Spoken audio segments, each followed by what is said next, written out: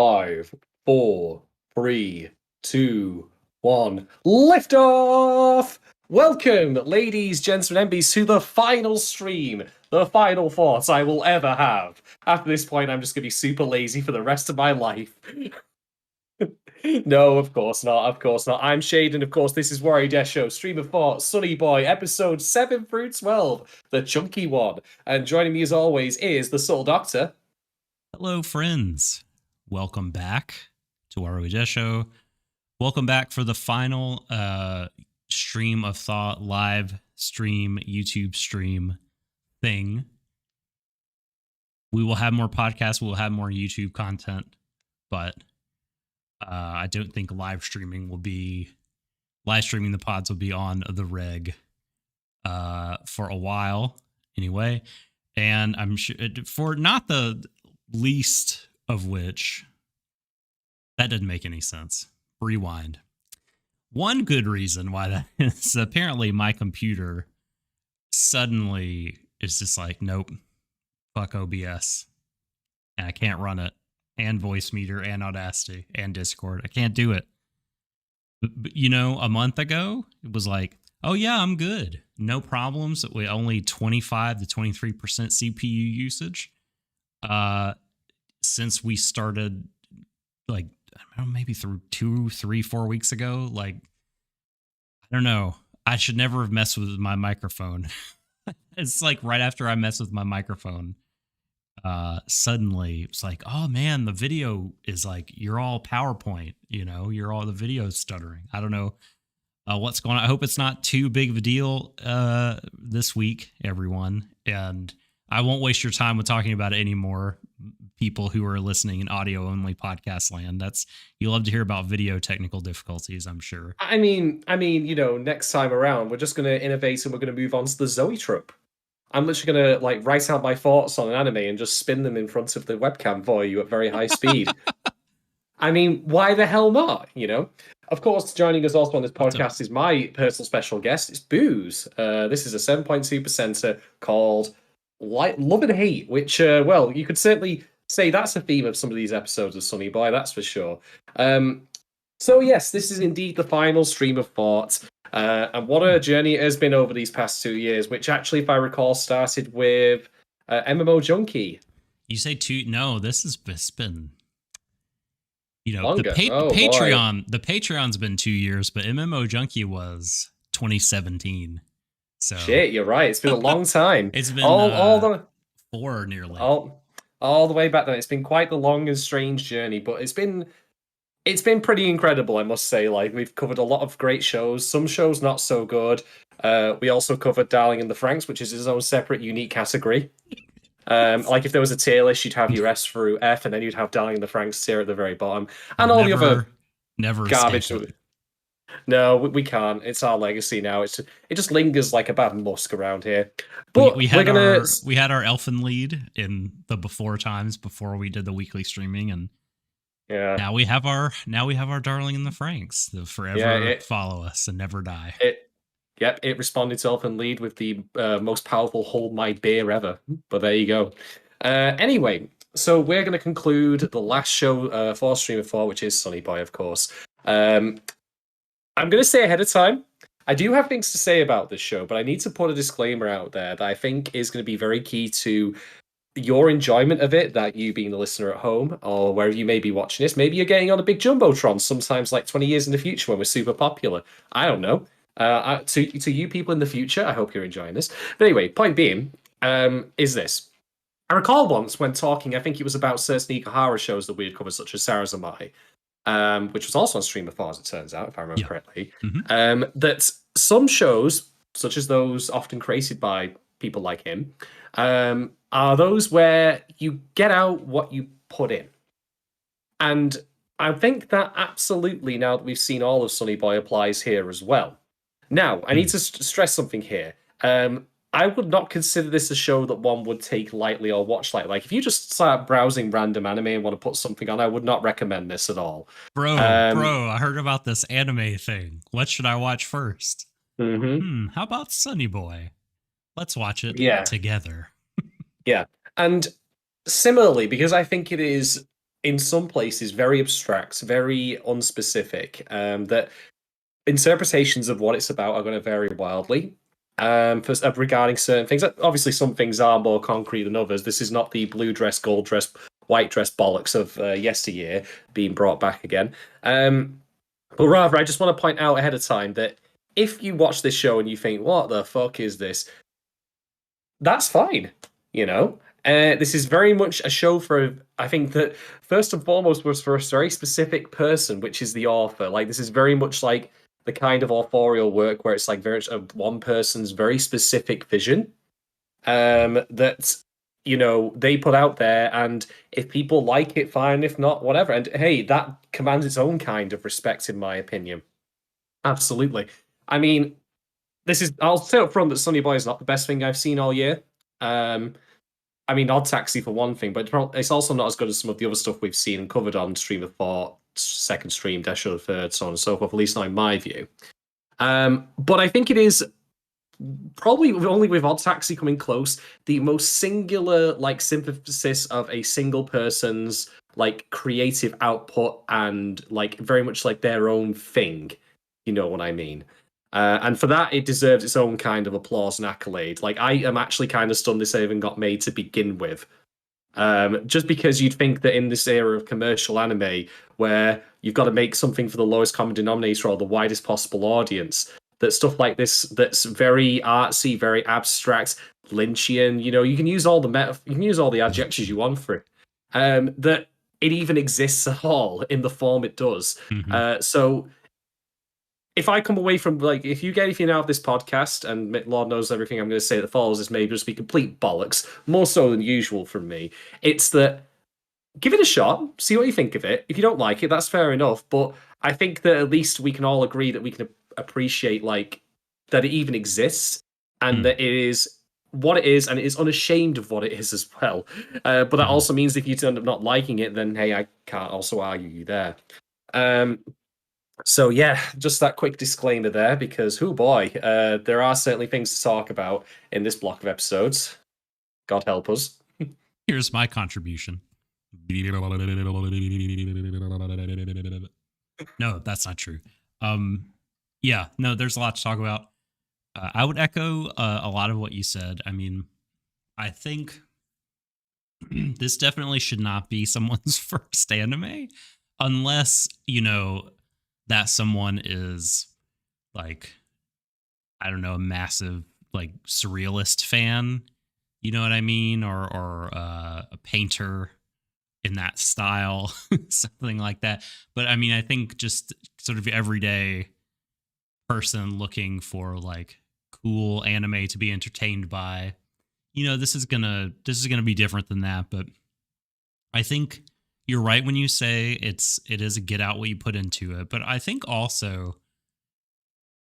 even if you don't put that much into it and you just kind of come as you are, there's a baseline of quality to it. Oh, there's yeah. a baseline of artistry and vision and creativity, which, if you're like an older anime fan like myself, I think I don't want to say that this like reminds me of old anime, like just straight up, because I don't think that's quite right. But there's like a spirit about it, like in the same way, like I don't know if you watch like Mind Game, right? By the movie by Masaki Uwasa. The first thing he directed, the first film certainly he directed. There's just this really bold, like, wow, like this is a person with an idea that has a talented team behind them, and they are just going for it.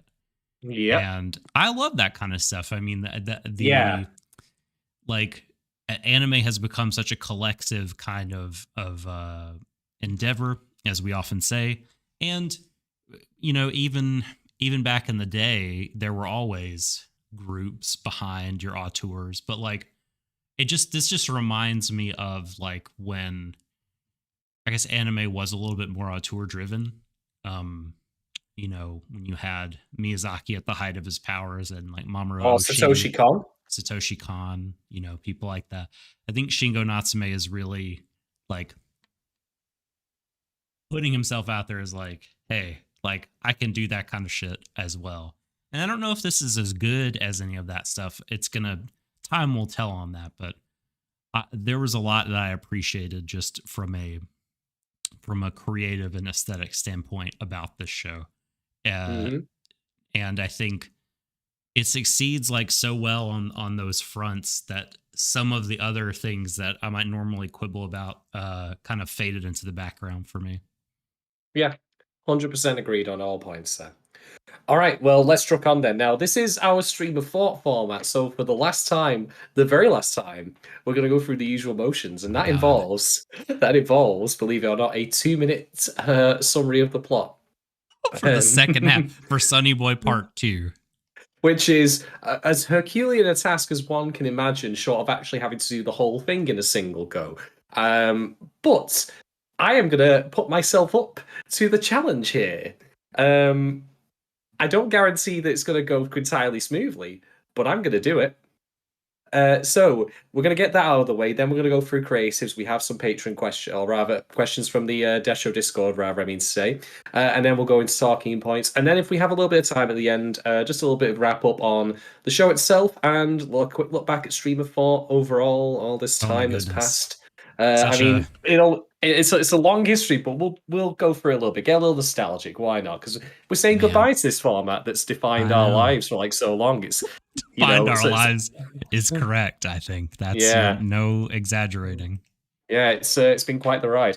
Okay, so Doc, All you're. right. I'm not gonna. I say I'm gonna take care of this. A So brave soul. a brave soul indeed. And I am gonna let you give me the countdown whenever you're ready to take the 2 minute plot summary underway. All right. I've pulled up for the people watching at home the stopwatch. So you can time him at home.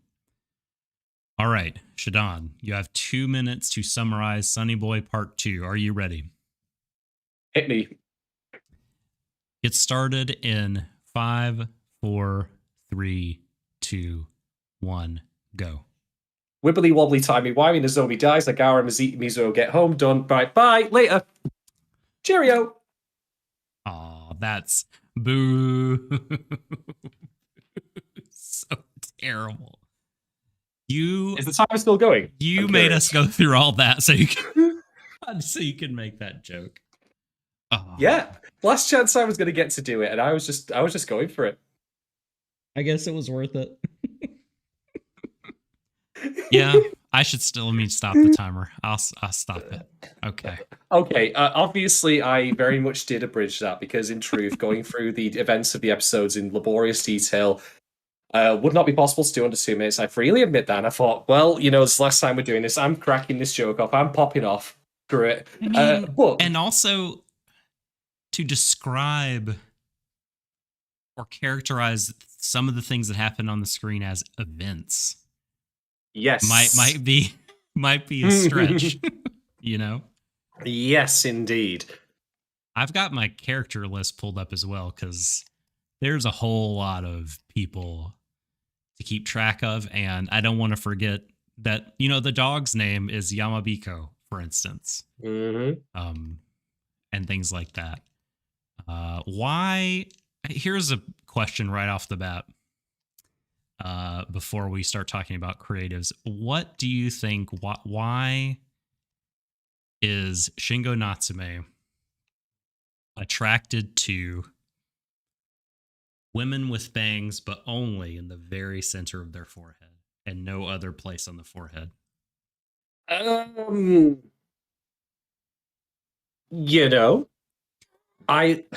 This is actually a more difficult question than the plot summary, to be quite honest. Yes, I agree. I don't know. Maybe it's because it provides a kind of strange symmetry. It's like, yes, that's art right there. Gotta look for art in my women. 1 is a head scratcher and 2 is a trend. If you have Pony, the girl who played a much more prominent role in the first half of the show. In fact, I don't even know if she is in the second half of the show, but she's was like a student council member, and she has that going on. And then you have the mind reading lady who also has that going on. So, yeah, very peculiar, I'd say. But look, Shingo, you do you, buddy. I'm good with it. I'm not gonna judge you. Shingo, go, go. Right. Yes, why not? Yes. Okay, you ready to hear about a couple of the episode directors? Do tell, because I mean, beyond anything else we're going to discuss, we really need to note like just how much this show pops visually. Like, you might not understand what the, I mean, I certainly don't in some cases, like what the dimension hopping like actually really means in practice, but I will not deny that it looks beautiful, striking, abstract. It's very like Kubrick's 2001 in points, I would say, in all the best ways. And indeed, one might argue that maybe the show in the end actually is not too far off 2001, at least in terms of that it's not necessarily so much about what happens in it as what you can like make out of it, and like more of a, I don't know, but we'll get into that later. But yeah, we do need too, right? Yes. Yeah. Yes. We do absolutely need to talk about the creatives though. Please fire away, Doc. Yeah, and now that you've said that, we usually talk about episode directors, but I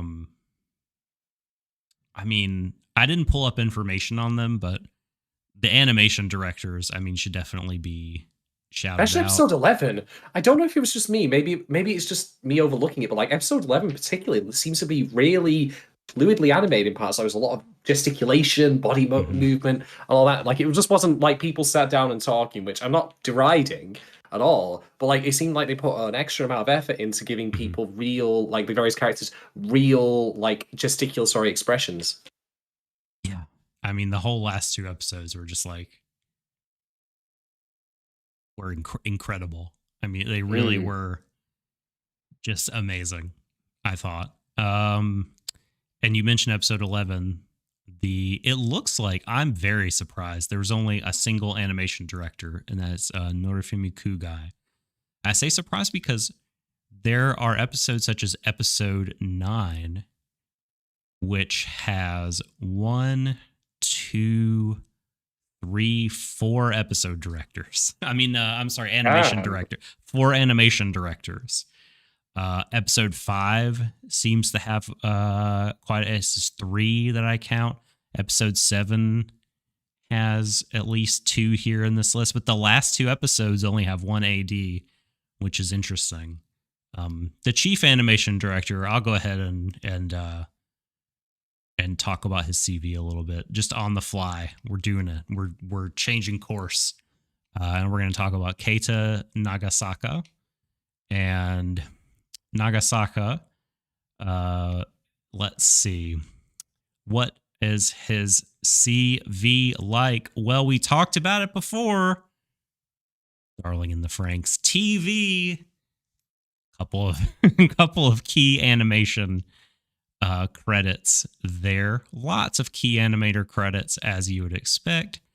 Of course, as I said, chief animation director on Sonny Boy. The animation director for Saikano, How to Raise a Boy and Girlfriend, as well as some key animating credits there. Sweet Blue Flowers got some key animation going on. Taisho Baseball Girls, an episode there. Key animator in episode 6 of the Tatami Galaxy. And Wug, Wake Up Girls.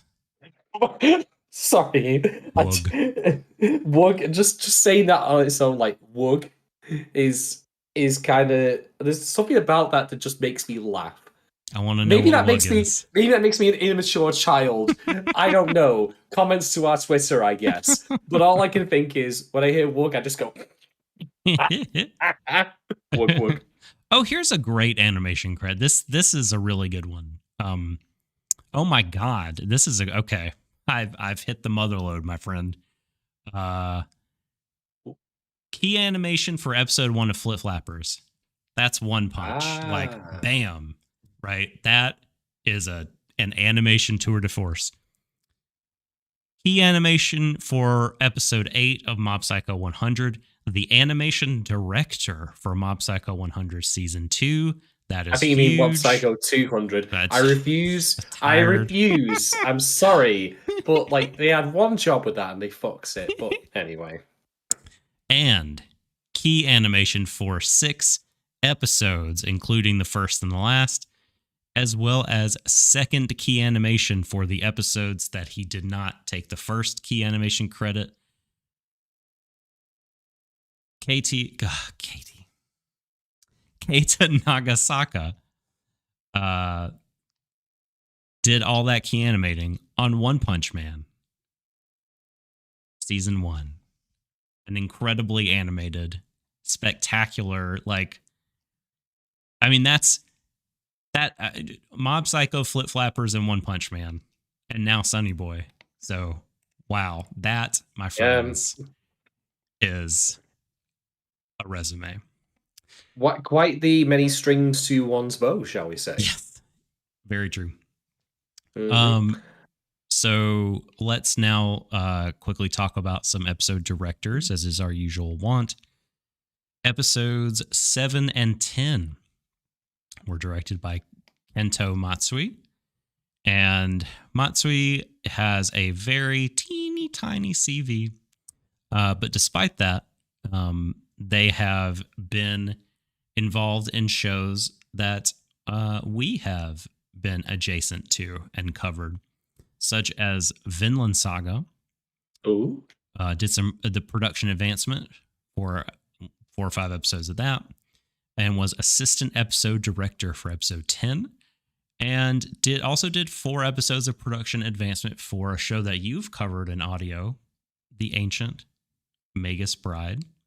Oh, good. Yes, yes. Mm-hmm, mm-hmm. Very, very good stuff there. Episode number 9 was directed by Atsushi Kashiwa. And Kashiwa has a much longer CV. Let's see what we can find here. Ooh, Fruits Basket, the new one. Key animation for that. A lot of key animating credits. Was an animation director for an episode of something called Libra ni Adimari, which I've never heard of. Did some key animating for both seasons of Jormungand, a show that only I like. Which there's a wafy young lady who's an arms dealer. That's what that show's about. JoJo's Bizarre Adventure. Some key animating credits in the Battle Tendency is the name of the arc. Mm-hmm. Thank you, brain. Got an episode of Kill la Kill. That was key animated, episode number 13. 3 episodes of Gatchaman Crowds, the first season. Some key animating there. I'm looking to see if I can find any more directorial credits. Of course, you got the Sonny Boy. And was an animation director for an episode of Date Alive, which always confuses me on how to say it. Because should you say, I feel like no matter how you say it, it's like you're saying the word alive, but it's Date A Live. I mean, my personal preferred pronunciation of that is Das Alive. Okay. All right. Perfect. Oh, here's a fun credit. Mm-hmm. Babylon. Oh. Yeah. So you tell me, what was their role on that show again? So, animation director for episode 11, key animation for episode 7, and prop design for the whole thing. So there's because I'm just thinking back to that no show. Access to the writer's room, it seems. No, I'm just thinking like if that poor person having to be involved at some point in the animation or production of the scene where suicide is meant to be equated with sexual release, and there's blood splurting in a very provocative manner in one point. Oh god, I'd forgotten about Babylon because I hate it. And I hate the person who wrote it, and I hope that I hope that their, Oh, eventual burial site is made entirely out of 100% shame. damn. Well, on that cheery note, moving on to the director of what's probably, I'm going to say it's both of our favorite episode. I could be wrong. Episode 11, Yes, episode 11. Nia Ono. And they were involved in some, let's see, um, Erased, in between animation for the ED and 7 episodes. So their hand is involved in that. Hmm. Occultic semicolon 9, which is a show that I really liked when it aired. It's largely forgotten now. Another A1 Pictures thing like Erased did a 7 more in betweening credits here for them. Key animation on Sing yesterday for me, episode 2. I forgot we covered that show until I read those words in front of me. Man, time flies. That's deep pandemic hours where we covered Oh, yesterday. Yeah. oh, bloody hell. Wonder Egg Priority. Got, Oh. key animation for the penultimate episode 11. And then second key animation for episodes 1, 4, 5, 6, and 7.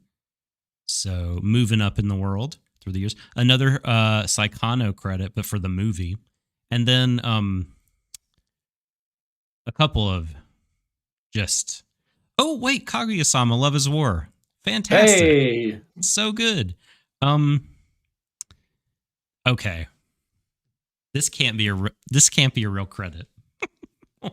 Why is Every time you say that, like, I'm just gonna say, like, folks, like, this is the last time we're doing creatives, and over like the past couple of like months, if not years, of us doing it, every time Doc like stops like and says, "This can't be real," or "This is fun," I just feel an oncoming sense of dread. It's like having the ominous JoJo letters like flying over the screen.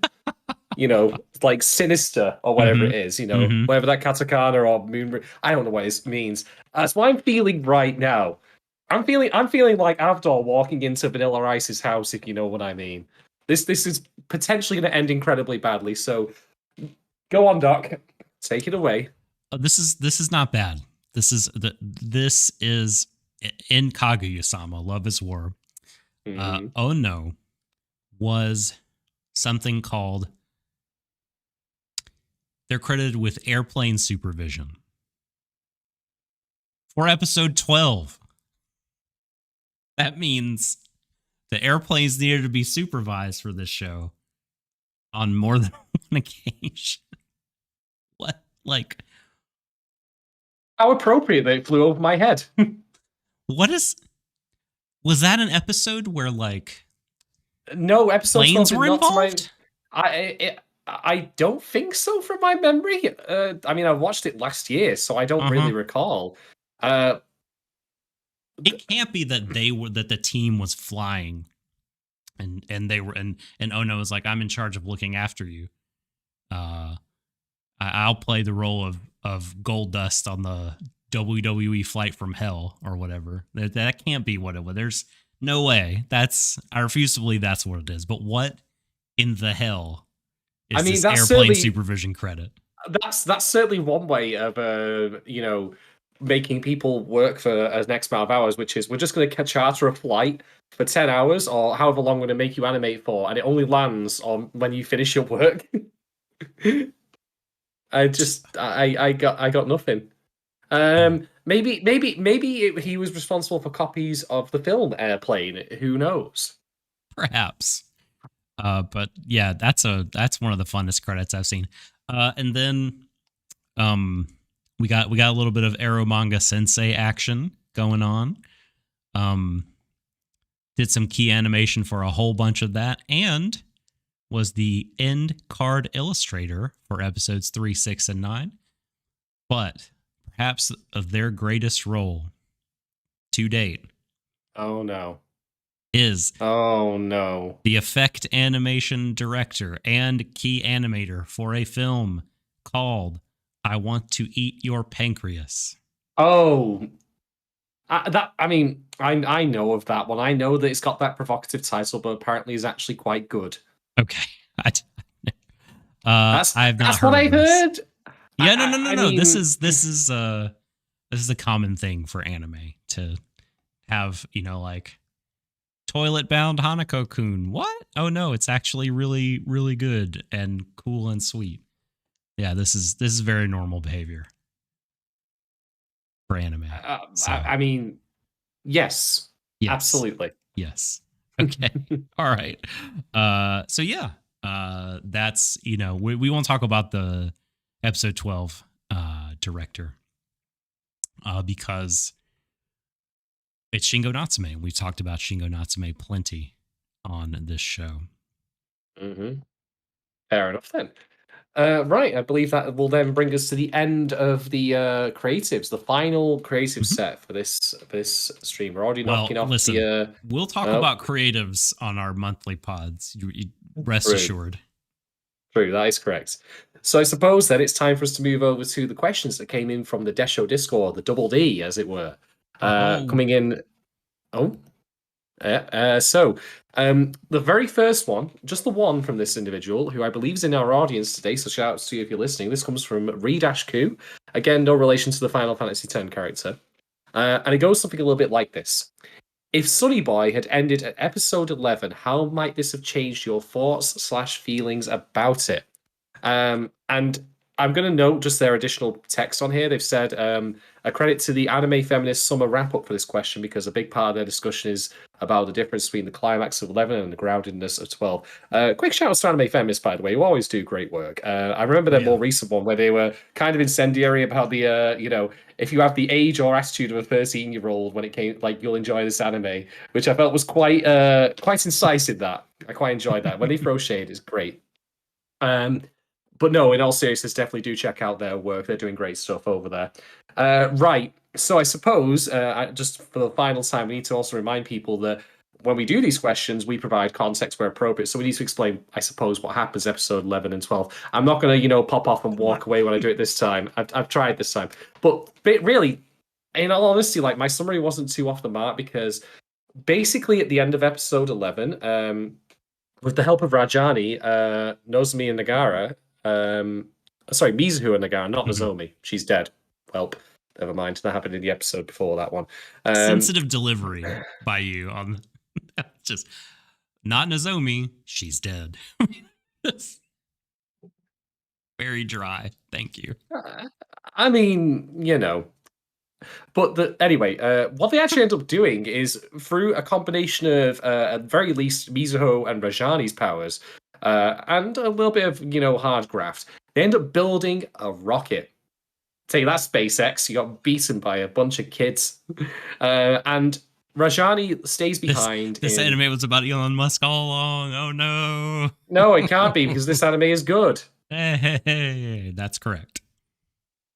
Besides, Elon Musk doesn't build any of this shit himself, which I find Fair just point. as a quick aside, an amusing distinction when people compare the character of Tony Stark to him, because they say like that Tony Stark was inspired by Elon Musk. Say that Tony Stark builds his own shit in a cave with a box of scraps. There you go. The only thing that Elon builds is controversy and bad takes. He Anyway, builds shitty tweets. Yes, Week. exactly. Anyway, moving away from that and back to the plot summary. So they actually end up building a space rocket, and it actually works. They escape from this world they're in, but they escape from all worlds. They travel to the nexus point of where all the dimensions overlap. Again, very 2001. And after being confronted by Azakaze, who has gone his own separate way for the game there, they decide to use this point to go, well, this is the plan all along. They go home. They make it back. It's apparently been 2 years. Now, Mm-hmm. I'm not entirely convinced that 2 years passed in the real world, but rather they've been in the alternate Sonny Boy multiverse, if you want to call it that, for 2 years. Because it would be a bit strange for them to go back and just go straight back into school with no comment, and if that were the case. I think that's what happened though. Like because they were middle schoolers, but now they're high schoolers. You could be right, to be fair, actually. Anyway, it's kind of moot because anyway, the point being is they're all back, but um, Nagara has all the memories of what happened. This being now moving on to episode 12, by the way, because the end of episode 11 is when they actually break out of orbit of whatever Earth they're in. And in episode 12, like they're back there, and Nagara like remembers everything, but Mizuho initially doesn't. It's not entirely clear if she doesn't remember, but then has a trigger, or if she is just trying to not remember. But the point, it's ultimately a semantic point. It doesn't really matter. Nozomi doesn't remember anything, period, because she died in that other world, but she is back. And eventually, Nagara and Mizuho like have a talk where they do like say, "Hey, we remember all of this," and essentially things are just kind of drab and depressing in the real world, as well they are, unfortunately. Nagara's working part-time job. Mizuho's like home has gone, like her cats are gone. She's looking to potentially get a job. Nozomi like barely doesn't even remember like them at all. So the friendship that they built up is just gone. So it's not the happiest of endings. But Mizuho has a line to Nagara where she mentions that even if a tiny fragment of what the kind of person you were on that island still exists, then the future will be better. And indeed, in some way, Nozomi like was the director of this future because she gave them the compass through Rajani that helped orient them towards the exit point, which was always her power all along, wasn't it? It was to be a compass. And indeed, we see one of the closing images where he still has her compass in the real world, but it's just constantly spinning. There is no direction anymore because it's up to him to chart his own, of course. But it ends on that note, and I think that that's at least a reasonably positive one. Even if it is a little dour that after everything that they've been through, they're back in the crummy real world where it's always raining, and the things that they like the Nagara's like not got much of a future ahead of him. Mizuho's like cats, like the things she treasured so much are now taken from her. Like it's not the best of outcomes. Did you know Japan annexed the city of Seattle? Seattle is now part of Japan. That's where they are.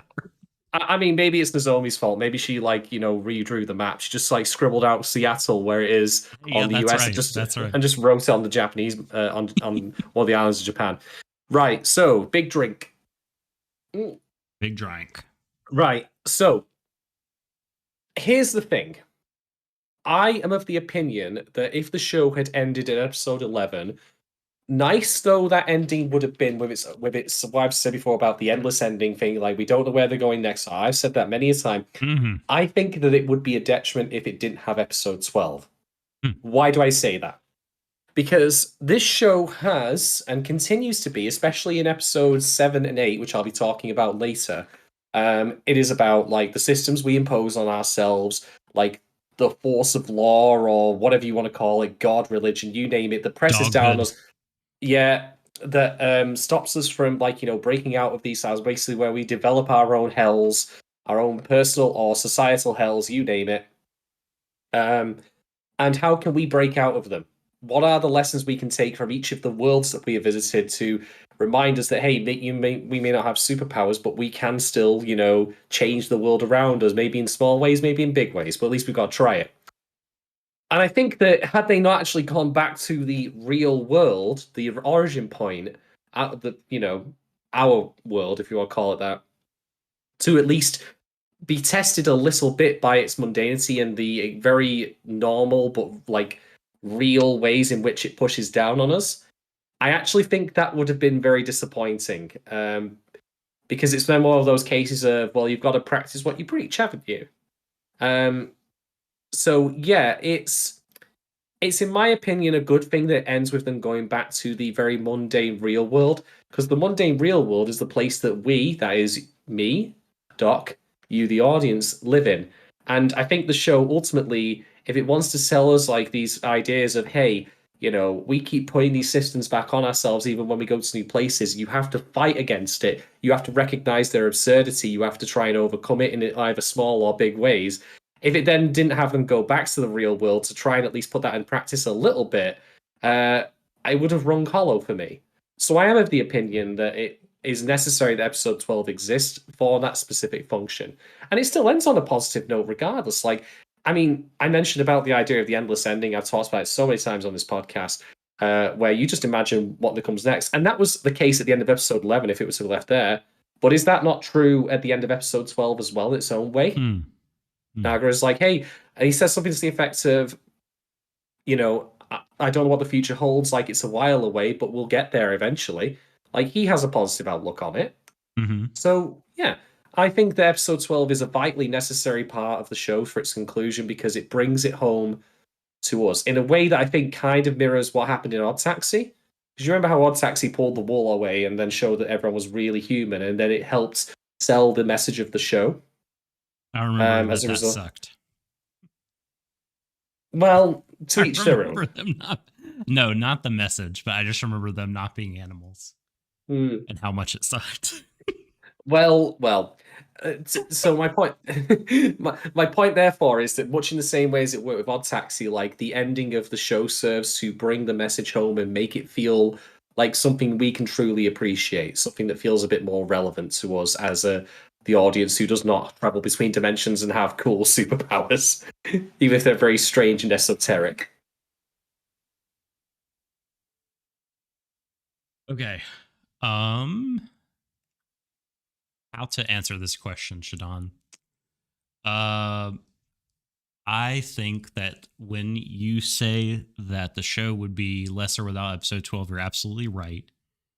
I think like 11, if it ended there, it would have felt a lot more triumphant. But then I think kind of what you interpret or what you're able to interpret out of the show, like the possibility space would be smaller. I think, the reason for me why episode 12, matters so much is because I don't know, you could in some way, if you want to be sweeping and broad and kind of reductive about it, you kind of interpret the whole adrift phenomenon as a kind of like quest of self-discovery, growing up, coming of age, puberty, finding yourself, grasping your identity, all these things, right? And that is vital and is just an indescribably important part of growing up, right? And becoming who you are. And then 12, the way that it contrasts so much with like just all the big ideas and psychedelic imagery and stuff that's in the events of 11. Like you said, it's so gray and so drab. It's like, taking the things that they learned and how, I don't know, it's just like, it's this really, when you have an epiphany, it's like this really big deal to you. Like when you have a breakthrough internally, it is big and bold and wild, but like on the outside in the kind of external world that we intersubjectively share, like, that kind of difference is not apparent to everyone. And the world kind of moves on and things don't just change for you overnight. You kind of have to, chip away and take one step at a time.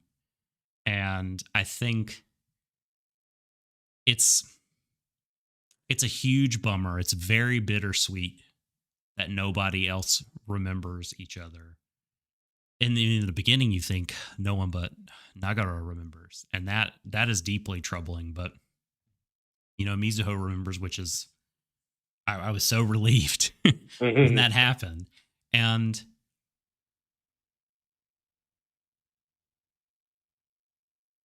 my gosh, thought that I had totally left me. Oh, it is bittersweet, but like the group has moved on from this incredible shared experience that they all had.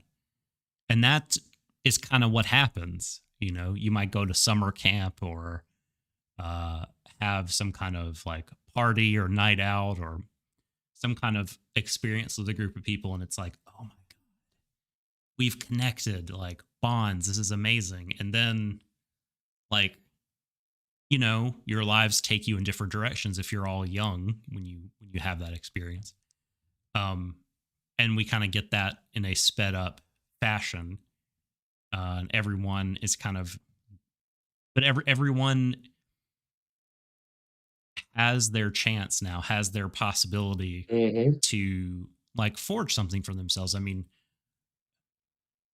the why can I not remember his name? I never can remember.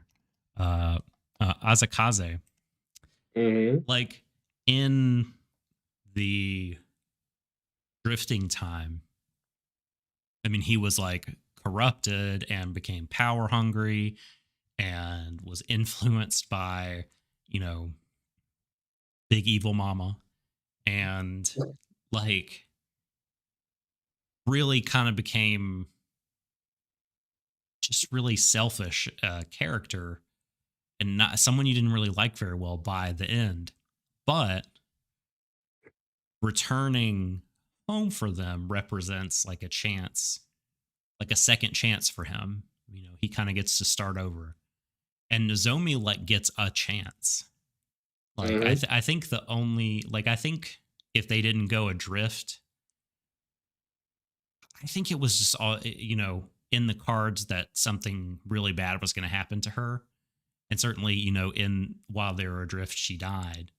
Um, and it was very, very sad. That was a very shocking moment for me. Yeah, I was genuinely affected by that, I must say. Like, Oh man, I mean, I we know. we we we can talk like all day about like the abstract concepts and ideas that the show throws up and how it all relates to societal stuff. I mean, I remember in the previous podcast we did on this, I talked about how there's not much to grasp on with the specific characters, but there are ideas, wider implications. Like when we talked about Misaki, for example, or we talked about how they never said anything truly concretely specific about why they wanted to go home beyond, I got homework, I've got places to be, whatever the hell any of that means. Hmm. Um, and despite that non-specificity, um, when Nozomi did die, like I was like, oh, I feel really sad for her. That's like she was a good person. Like she had direction, and then that's gone. And well, yeah, Yeah, it's kind it, of yeah, it hit hard. I think watching the episodes in this kind of big chunk was like I think did the show a lot of favors.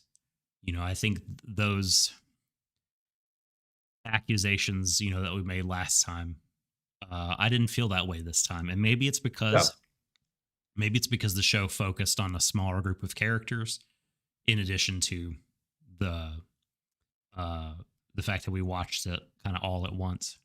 Um, but for whatever reason, I did this core group of characters by the end. I felt really close to, and I was deeply affected by the last two episodes. I mean, Nagara, Mizuho, Nozomi, Azakaze. Um, I've already forgotten his name, even though I vowed that I wouldn't. Mr. Doggy Man, Yamabiko. Like, yeah, that group, man. I was just like, ride or die for you. You're my mm, people. And I grew to really, really like them as characters. So, but no, I think I've answered Riku's question. I hope I've answered it. fair enough.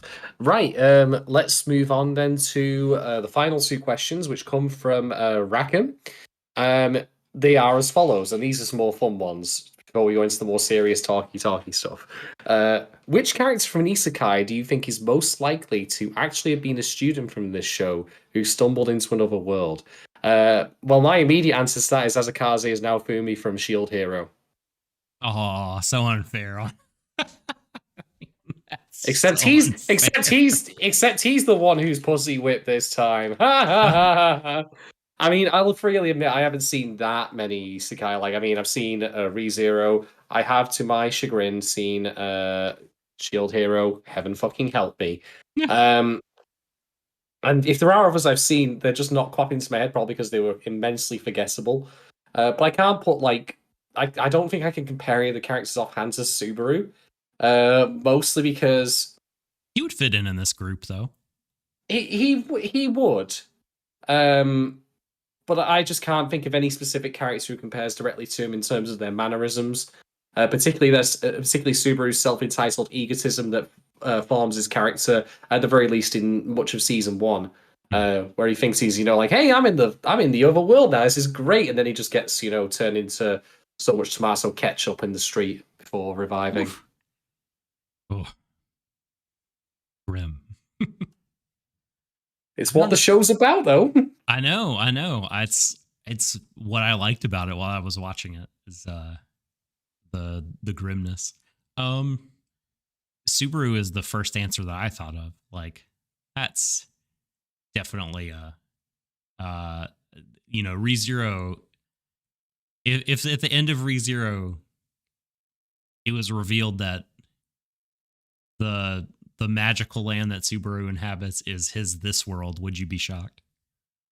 Oh God, no, I probably wouldn't be, to be quite honest. No. Yeah. That's sort of, I mean, that's the way it turns out for most isekai heroes, is they get to go to their own this world and exercise a limited control.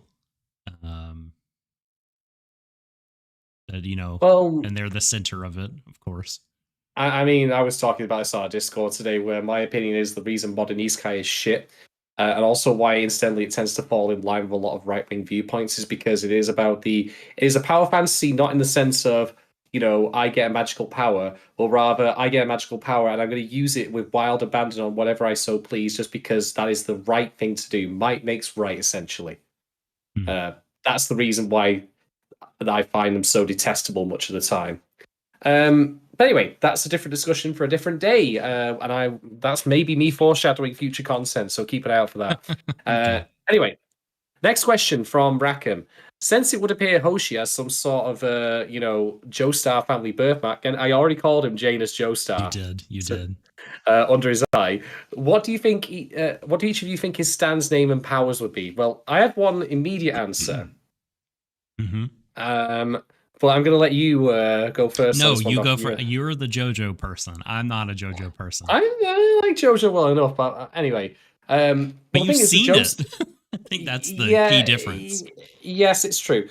So the thing about the Joestars, like in their stands, like at the very least the Part 4 and Part 5 ones, since they're the more modern ones, is they are have very famous musicians behind, like Crazy Diamond, of course, being one of them, and the other one being Golden Experience, which I think was a Prince one, wasn't it? If I can't recall.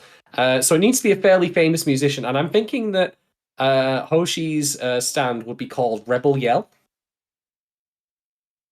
Is that a musician or is that a song? That's a song. Okay. So, I mean, Crazy Diamond is they're all songs, like, for the most part. Right. Although actually some of them are not, because I know White Steak is a stand. And there's it's not a stand, but I remember certain. I've seen characters, like AC/DC and REO Speedwagon and things like that. Wamu, yes. Yeah. Yep.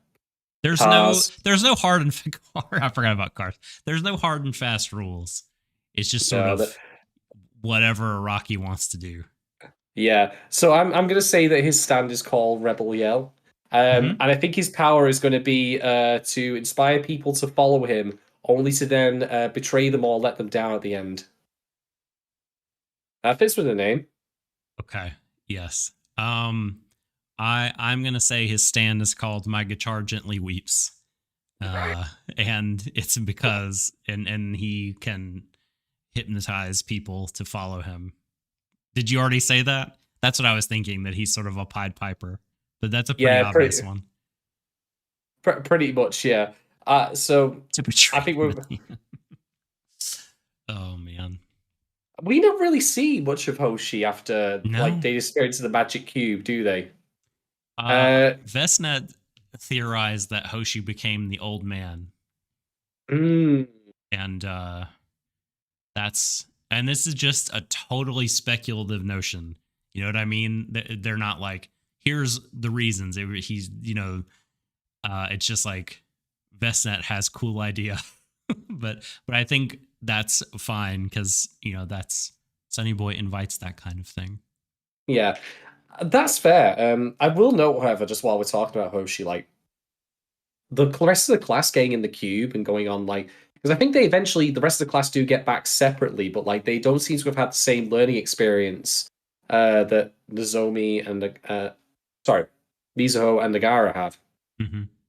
So I recall them being in the Magic School Bus briefly. If do you remember that? Yeah. I think And then they get back, if I recall correctly, don't separately. they? Well, you're right. They come back because I guess so. My kind of interpretation of like the metaphysics situation is that when Nagara picked, the present reality or whatever, like the one that we are all familiar with as this world, the Mm. rest of the possible this worlds went away. And Ah. everyone is kind of back, whether they understand it or not. But like before, I think that they all went to their own worlds. Um, like the teacher left, the island world they were on sank, and Raj became a forest. Like he became a literal forest, which is wild and cool and very in character. And this is why Azakaze ends up confronting them right before. It's like, do you really know what you're doing? But like he has nowhere else to go. Like I think he's cool with it in the end because like everyone else is gone. Mm. And they're kind of closing up shop. But that's just my reading of it, my friend. That's entirely fair. But yeah, after that discussion, I think that brings us to the end of our questions from the Discord. So as I've said on the other two finales that we've done thus far for our Taxi and Death Parade for the second stream and Deshou the third, respectively, to all of you who submitted questions for Stream of Thought, whether for this particular episode or prior to this point, new listeners or all people who are still with us or not, thank you very much from the bottom of my heart for providing us with so much to discuss. Like, there's always been engaging things to talk about as a Mm-hmm. result of that, and our discussions would be lesser if we didn't have that input from our community. So thank you so much for doing that. And thank you, of course, to Riku and Racken for providing the questions this time around. Okay, right. Now the big one. The big one, because we've got to do talking points about full-blown Oh 6 Lord. episodes. And this is difficult. I do, however, have one that I want to get onto right away, because we may as well start at the Go beginning for of it. this block, for the beginning is a very good place to Mm-hmm. start. Let's talk about episode 7, which is the inadvertent origin of the titular abyss in Maiden Abyss, as it turns out. Oh yeah. Because they're building Man, downwards. cast your mind back to the reverse pit. Um, Yeah. and The the only appearance yeah. of I'm gonna pull up the The name because the pronunciation of it's like what is it? Futa Suboshi? yeah. Futatsuboshi.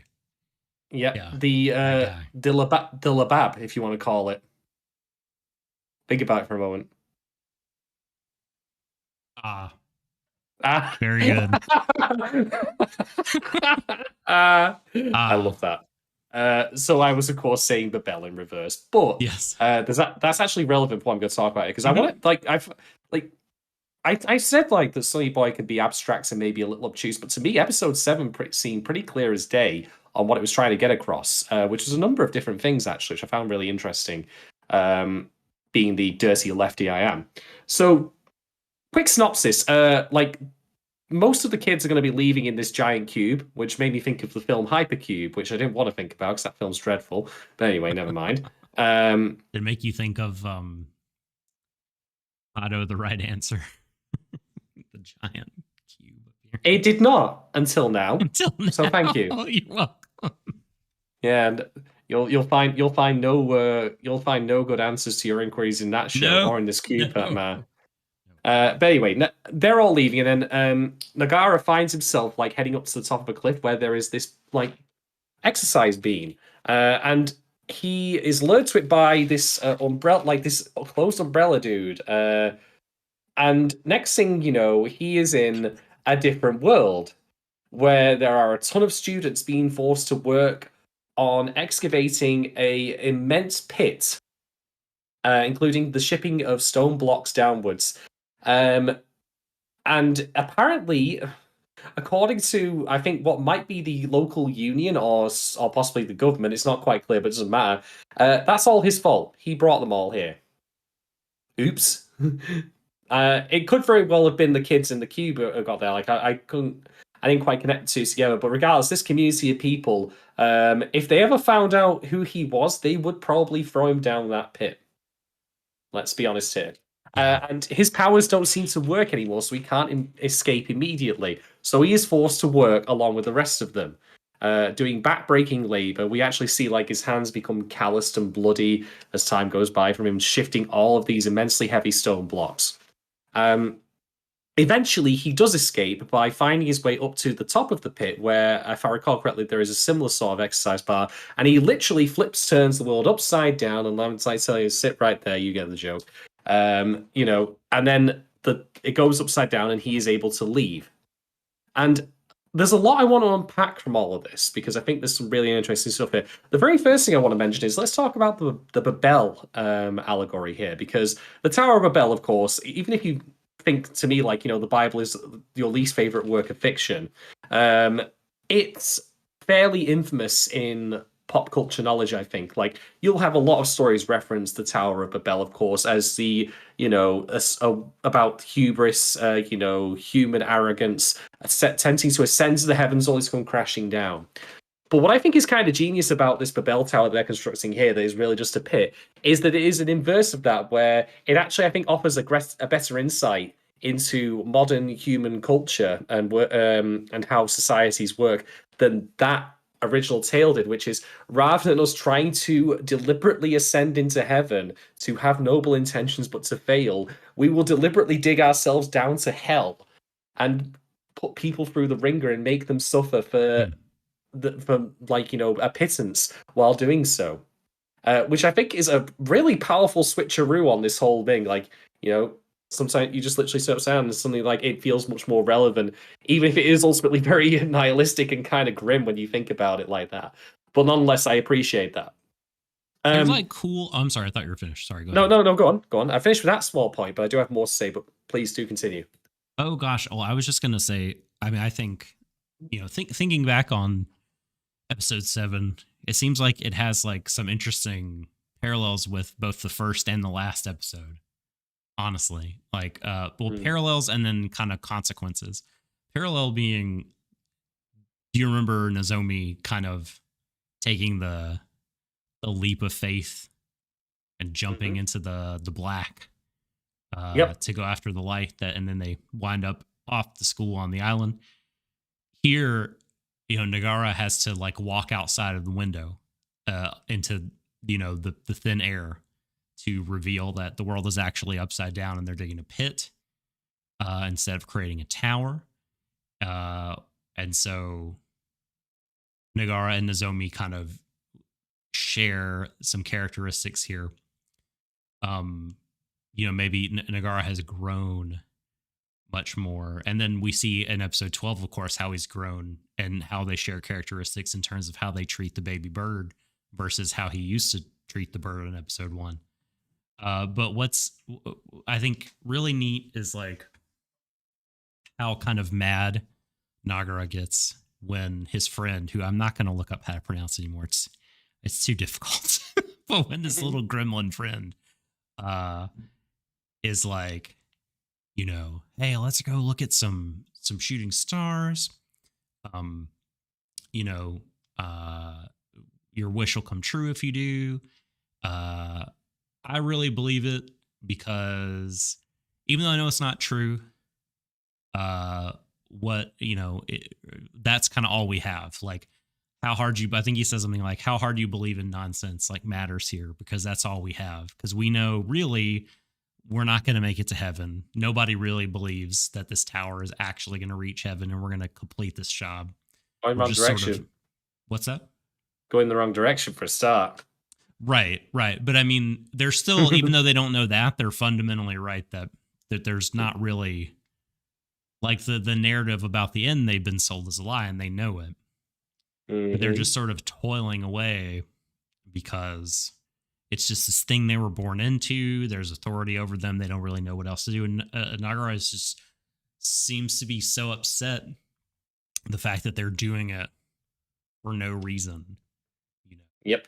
And and then his friend dies because he's ensnared by like a trap that looks a lot like the thing that he was wishing was true and it's not true. Uh, and I think this kind of how upset he is informs, I think, some of his attitude going forward. I think that, and then the bonds that he makes with Mizuho and Nozomi, like really kind of push him forward and push his growth forward on the island and then in the real world. Yep. 100% agreed. The other thing is I wanted to bring up as well, with respect to this little arc here, is that additionally, Nagara, as I mentioned, he is seen by the community that is building this pit as the source of all their woes. It's Nagara's fault that we're here. If we find him, we're going to get a lynch mob going. We're going to throw him down the pit. All this sort I'm of glad stuff. that ended. that seemed to stop after this episode, thankfully. It did, but note the point of that, because the honest truth is that, like, if Nagara is to blame for bringing them to this world, though, who's to blame for enforcing these rules on them where they must shift all of these heavy stone blocks and do all this backbreaking labor for nothing? Is that his fault? I don't think so. And I think that this again goes to Sonny Boy's appreciation of how, like, we assign blame on a societal level. We won't blame systems, we'll blame people. Yeah, oh yeah, for sure. Even though, like, I can't believe for a moment that when they originally arrived in this world of theirs, the Babel world, the inverse Babel world, like they like this Nagara forced that on them as well. That's bollocks. That's bullshit. The other thing is that note also like how little it would in theory take to overthrow this, because like the only person we see enforce this is one guy, and he's wearing a goofy hat and he has a goofy truncheon. Stupid, like, He's not, yeah, he like looks like a green onion, like yeah. the weird bag head thing. I mean, he's clearly it's his this world, and he's Nagara as his scapegoat. Yeah, but that's just, it's one dude, and he looks ridiculous. Like, this is not the only case of absurdity being used to point out here that, like, the idea of that kind of police force controlling us when we have actual power is inherently absurd if you think about it. Yeah, If you're able it's to a get good past point. that. It's a real good point. But then also consider the person running the place. I'm not talking about Umbrella Kid here. The actual foreman, like, whatever you call it. He's wearing a gigantic sock on his head. I'm not joking. I hadn't He thought about literally that. is. Yeah. He's wearing a sock on his head with eye slits cut out. So his look is absurd. It is absurd in the same way. That's the person I said looked like a green onion. Yeah. Bag. I was referring to I was referring to the guy who was enforcing it and actually like had the like weird truncheon, had like a hand on it. Yes. Or something. Yes. But it's yes. But the point, stupid stick with the hand. Yeah, like how we meant, like, why should you take that seriously? So funny. You know, the only power that is invested in these, in either that guy or the foreman, is the power we invest in them. If we took that away from them, they could be overthrown so easily. And that's why Sonny Boy here is making good use of absurdity to sell that point. It works. It feels very Kahara in a way, I'd say. Like, but it really helps us point out, like, hey, this society is bullshit, but the only two people enforcing it, like, in terms of, like, being an outside group, is one police guy. And I'm not saying there weren't more of him, of course, but can you really imagine that there'll be so many more of him as to outnumber and outgun a restless workforce? I doubt that.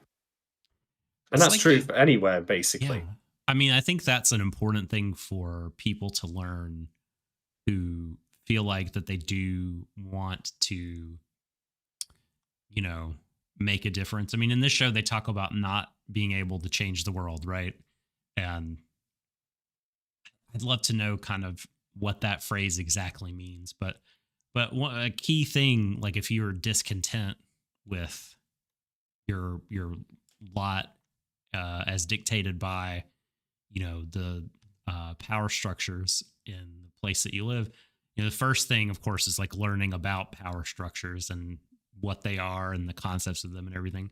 And then learning how arbitrary they are. Like you're saying, Mhm. how contingent they all are. Because if you just kind of believe, well, this is how things are, this is part of the furniture of reality. Like you're born and there's this king, and that's, God made it that way. Then you're going to just be loath to do anything about it because there's something like there's a permanence about it, inherent permanence. But like once you learn like people with goofy hats and sticks and like they're just filling this role that could be filled by anyone. Um, Mhm. that's like an important kind of step for like making those changes. Yeah, absolutely. And then the final thing to know is, speaking of change, is Nagara like manages to reverse the world. He turns it upright Yes. so that the So pit is now Warudo. not He did so quite. Warudo. Yeah. Not quite. I'm going to say it's more of a crazy diamond thing, this, because he's Mm. fixing the world. But regardless, he literally just with one simple thought, like when he's confronting the foreman, again, what I mentioned about the acts of rebellion here, flips upside down. And then suddenly the tower is ascending to heaven as they originally thought. Granted, I'd be curious like how that would work in practice, because in theory, if the gravity remains the same, everyone's fallen to their deaths. Or if it stayed the same, then they're still technically digging downwards, which is a bit of an oopsie. But regardless, the intent is there that all it takes is Yeah. one person standing up to potentially make a cataclysmic seismic change in the world around them. And of course, irony points for the fact that it was the person they originally believed who had condemned them to this who ultimately saved them. Mm. So yeah, the episode 7 in particular, like I think is the most I'm gonna say obvious here, not to be derisive.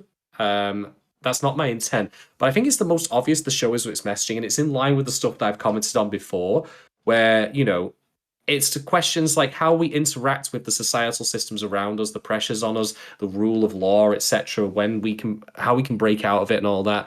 Um, all that sort of stuff. And I think it works really, really well. I mean, the idea of the inverse pit in of itself, like, is such a great twist on the Tower Hmm. of Babel tale that I'm actually shocked I haven't seen it elsewhere. I'm sure it must have existed in some form or another, but it makes so much sense, like that. The answer to that, like, would be, well, people don't build towers to heaven; we build pits into hell instead. Like, is such a great counter.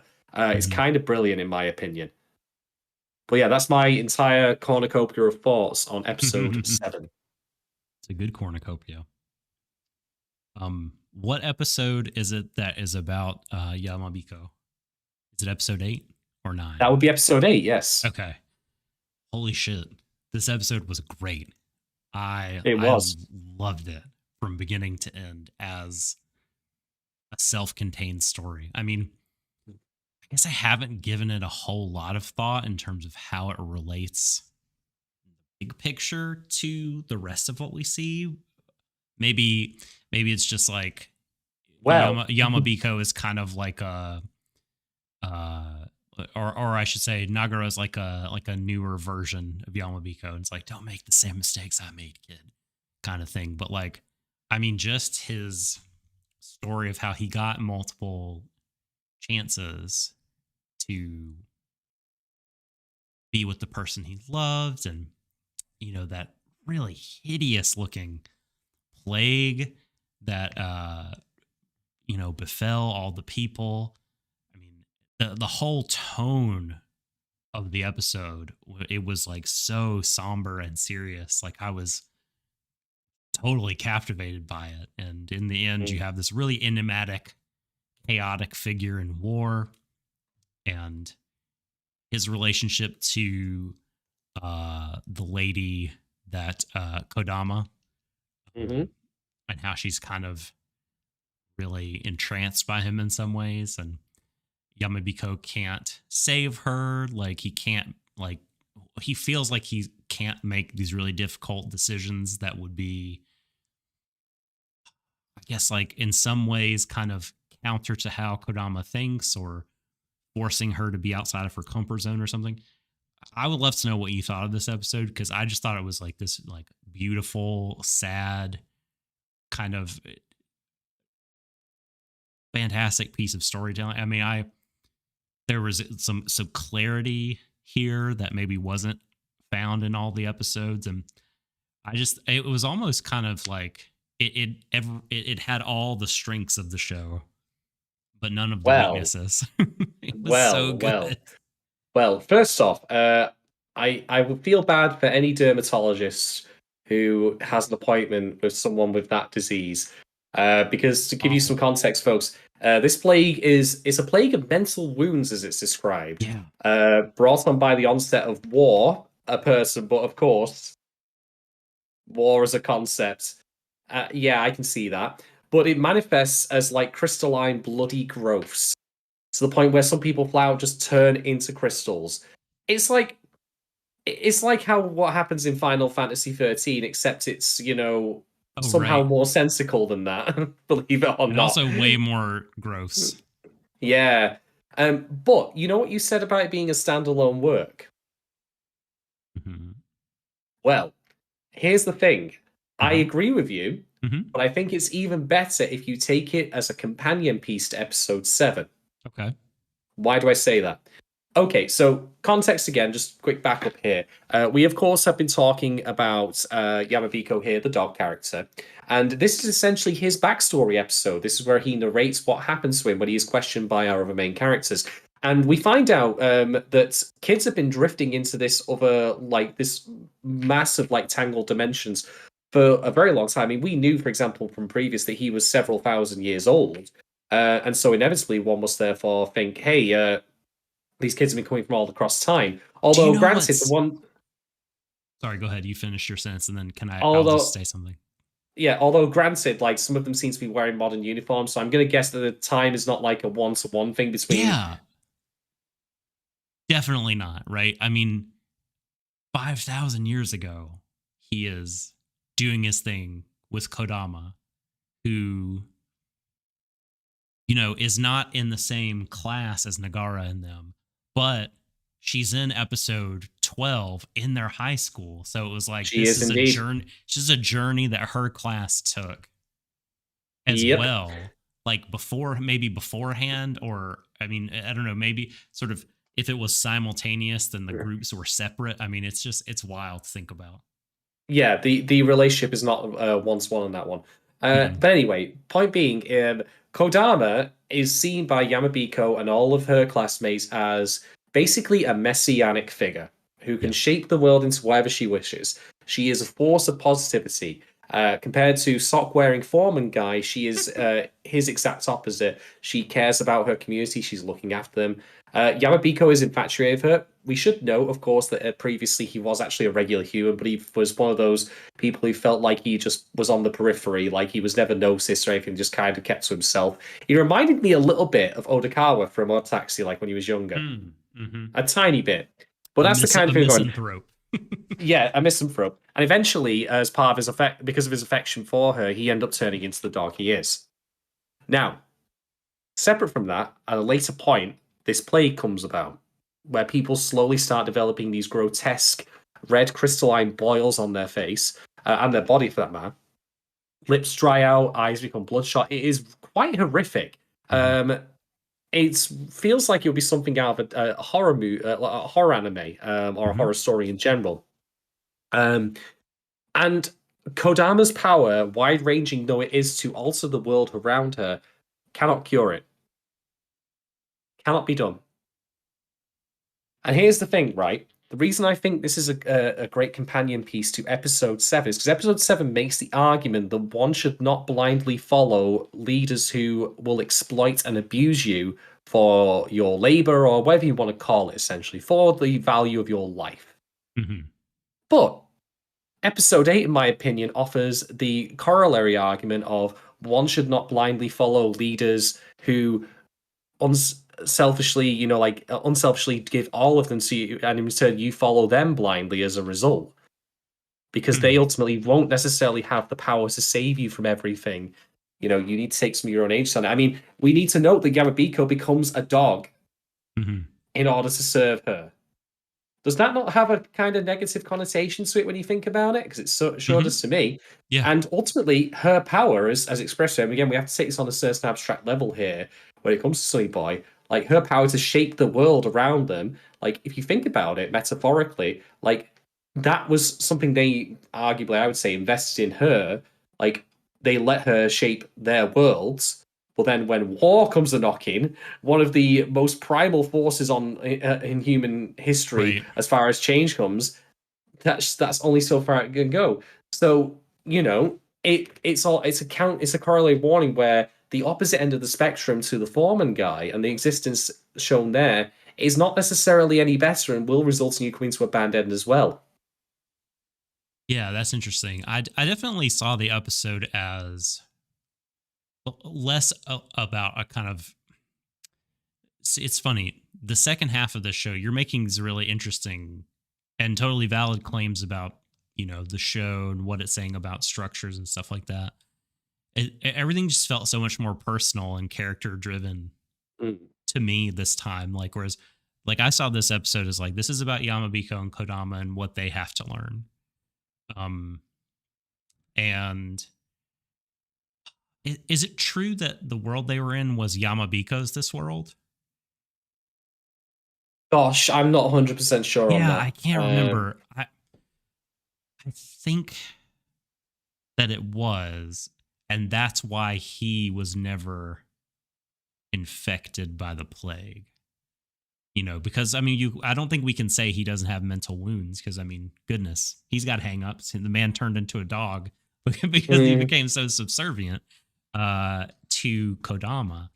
But um, but yeah, um, I don't know, like what he just sort of kept repeating these mistakes because there's this point of like one third or halfway through the episode where they've it's reached its end state. The plague has infected everyone, and he falls in the water and is pulled out the other side by Kodama, and everybody is. It's like he gets a fresh start, and he sort of resents it at the beginning because it's like she's not my Kodama. This is weird. Like I don't know, but then he falls back into the same routine, and the same things begin to happen, and yeah, I mean, it's like Kodama. Maybe she wouldn't relinquish her authority or position. She kind of kept doing things the same way, even though like she couldn't heal the mental wounds of people. Her power seemed to be over external phenomena, Yeah. Well, I mean, but it was all I think given over to Kodama by Yamabiko. Like I think it was his world, and he just was kind of not. He wasn't doing anything to stop anything. He was just being like a sycophant. yeah. And I think the way I see her powers not affecting the plague is in the same way that I see why Nagara's powers suddenly stopped working Hmm. in episode 7. Because the powers are not like, I know this might sound very abstract and hard to pass, but they're not literal powers in my view. I think that they're I more agree. expressions of one's will in Hmm. very specific ways. I mean, when we talk about, I think it's was it episode 9 where um, no, it wasn't episode 9. That was Mizuho's episode where we got her backstory of the cats. I'm referring to episode 10 actually, where Nozomi actually dies. There is of Yeah, course the other character in that episode. I can't remember her name off the top of my head. She's the mind she's reader. not in this list. At But least she's not pictured. the thing is, right, despite whatever Misaki might say in that episode, I don't actually think that the show is saying that these characters literally can read minds, but rather I think it's meant to be a representation of people who have a very good emotional sense of other people, if you know what I mean. Like I can't like it's not that they can in the real world literally tell what they're thinking, but rather they have such a great sense of it, of what other people might be feeling, very empathetic, if you want to call it that, that it comes close stuff that it might arguably be called that. Not to the point where you can understand exact words going through one's head, but rather their thoughts, emotions, and who they're or what they're directed at, if you know what I mean. I mean, that would make a lot of sense if it was metaphor, particularly in the example of her Yeah, because I she's think got I think that this. There's just this cool moment where, I mean, she's been reading his mind the whole time, but she's still surprised over what happened. She's like, I thought I knew the real Akasase, you flying boy. I thought I knew the real Azakaze. But like, you know, I feel like if it were like a literal mind reading power, right? I mean, yeah. she would understand, but like you said, it's just she's more of an empath, and Yeah. yeah, she's still surprised by the actions he takes. Yeah, and this is why ultimately I don't think Kodama literally has the power, or rather, if it is literally that she has the power, it's in the confines of Sonny Boy's like allegorical statuses of work. So what Right. I mean by that is she doesn't have the power to change the world, but rather her presence, her force of character changes the world around her Yeah, and yeah. makes people feel safe and content. You know, like Hmm. it's that I wouldn't call it a cult, just to be clear, but I'm talking on the same path, like where you get to that point where your reality is warped by the force of personality of a single person. Yeah, yeah, yeah. and She's a and charismatic leader for sure. yeah, Yeah. and I should stress this is all presented in the episode as positive on the face value, but I mean, if it were true she could alter the world at will, then of war coming around wouldn't matter, would it? But clearly, therefore, I think that explains that Hmm. kind of like zealous devotion, that very narrow line of adoration to a single person that might make you feel comfortable or safe, like you might say with a populist political leader, you Well, know? there's still things that can't solve, right? Yes, That's a really good absolutely. point by you. Yeah. And that's why the plague affects those people and she can't stop them. And it's only it's only her true lapdog, the one most devoted to her, whose world is so safe in her presence, Hmm. that gets the get out of jail free card, but at the price of his humanity. Interesting. Interesting. Mm. Oh, the That's lights how it went all off. needs. That's how it all needs to go. But I will add, you are not wrong in talking about the person because all the things I've said about like cult popularity that doesn't apply to Kodama. I should be clear. She is a Hmm. likable character, and all the people who are with her are likable. They're Yeah, she's the not appearance. controlling, at all. Yeah, Yeah. the appearance of war, is completely not their fault. Also, it just kind of happens. Hmm. It is just a thing that turns up one day, and so it is a tragedy what happens to her. And so in episode 7, you're like, what happens to all the characters in there? Like, you think to yourself, well, you're blaming the wrong person. It's like when I talked about Odd Taxi about how Dobu should not be prosecuted for the crimes he did not commit. That's not just, you know. Right. People are blaming the guy for it when really they should be blaming the person who's putting them through this and then overthrowing them. Like that's not presented as tragic in the same way. Rather, it's being presented as this is the this is a wrong that needs righting. Whereas in Kodama's case, it is a wrong that needs righting. But I of the opinion that if they didn't believe in her so strongly, to the point like when it's happened, like or rather, it's even then just to the point that there are some things that even that force of personality cannot protect you against. Like, Yeah. I mean, to Yeah. put it into a real life example, let's say I'm not going to mention like the specific person, but let's say you believe very strongly in a strongman politician, like Hmm. of any right wing country in the world you care to name, like right now, and you believe in them with all of your like force of your being. You think to yourself like, I love my president, I love my prime minister, I love whatever, but you're starving. You know, will all that love and adoration for them keep you well fed? Of course it won't. And so that's why I think ultimately this is a complimentary episode to 7 because it shows the flip side of the coin is no better. Yeah. No, it's a great point that sort of that relationship of like total devotion and submission even to a good person, like that's not gonna that relationship's not gonna be able to solve all of your problems. There are going to be certain things that it can't tackle, and even though some of the characters start to resent her, like, none tries to take leadership, none tries to sort of do anything different. They just continue to kind of, you know even in crisis, like do the same stuff. So yeah, that's a really interesting take on it. I need to step away for just a moment, so let's take like a 2-minute break here. Excellent. I can refill my drink. Back in a minute, everyone. See you in a moment.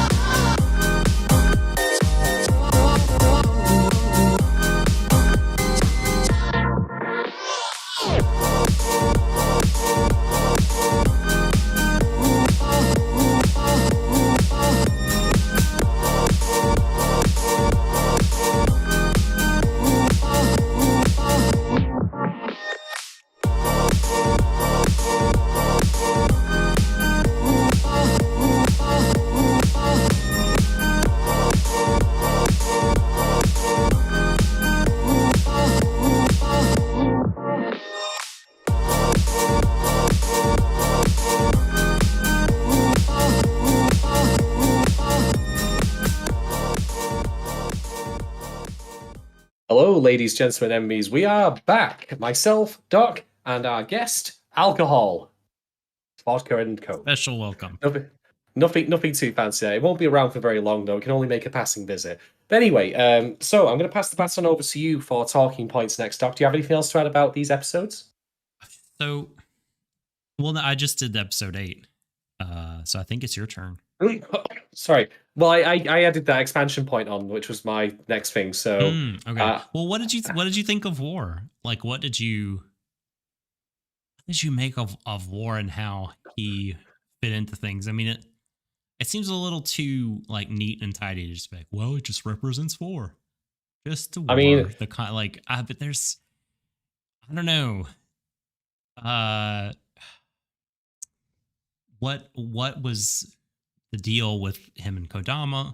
Why did Kodama like want to seek out his approval? Why was she enamored with him? Why did he have the plague in the beginning and then no more of the plague ever?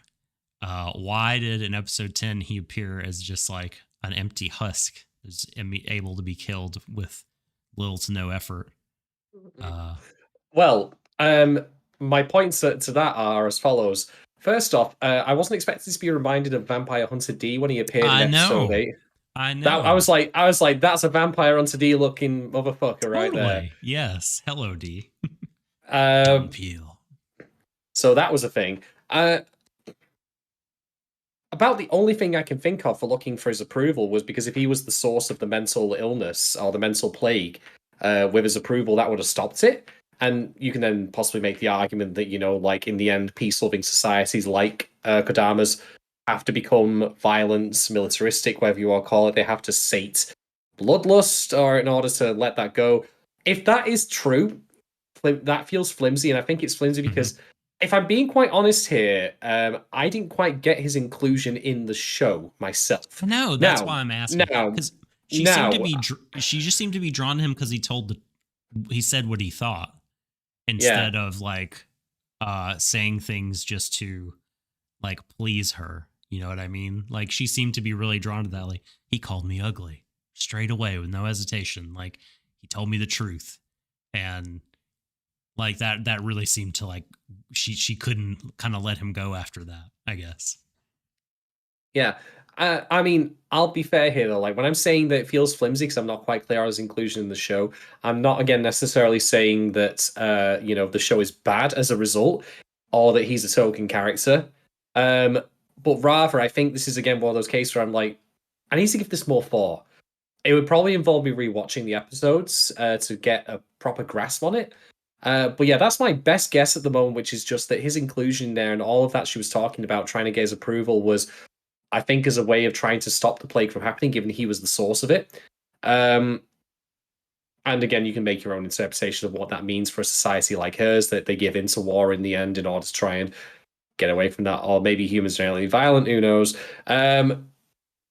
But what I think that, She couldn't do what it takes to eliminate yeah, war because she's just a pansy, peace loving leader. She couldn't stomp it out and do what was necessary for her even, people. even, And so e- the yeah. mental wounds appeared because of war. Yeah, I mean, in the Civilization series, even Gandhi could kill a motherfucker if he wanted. So we're just saying, you know.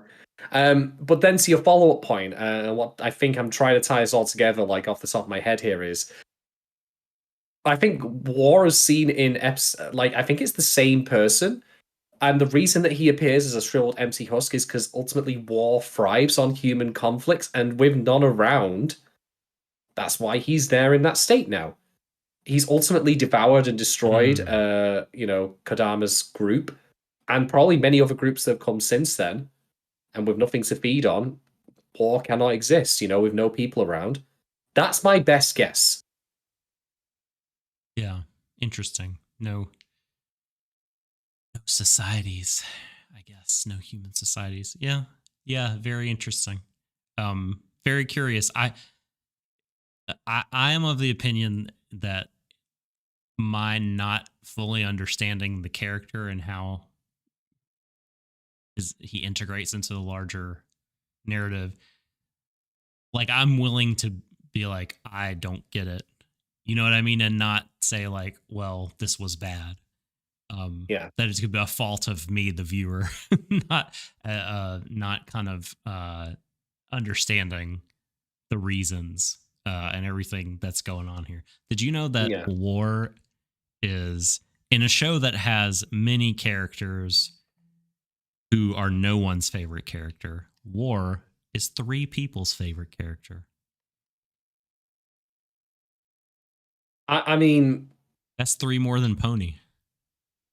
I mean, who's willing to bet that they're like high-ranking like military officials in like some random place that are also secret anime fans? War has War has three favorites, but the Gremlin kid from episode 7 only has two. Well, I'm guessing some War is people tied are. with Cap, the baseball man. I'm guessing some people aren't quite getting the message of the show then. When you're Well, more sympathetic to the manifestation of war, literally one of the four horsemen of the apocalypse, than some poor dude who just wanted to, see some starlight for one time, like to grasp the most ephemeral thing. I'm like, oh fuck. But again, sample size. One must be yeah, wary of it's making broad people can swing. like who they like for whatever reasons. It's just funny to Maybe me. maybe they liked him as their favorite because they wanted to like D from Vampire Hunter D and just got them mixed up. Maybe they were like, "Oh, that's him." Click. Zero favorites for Aki Sensei, which is surprising in my opinion. I'm shocked because I thought that the number of people favoriting her would be the same as the number of reasons to like her. Ba-ba-da-bum.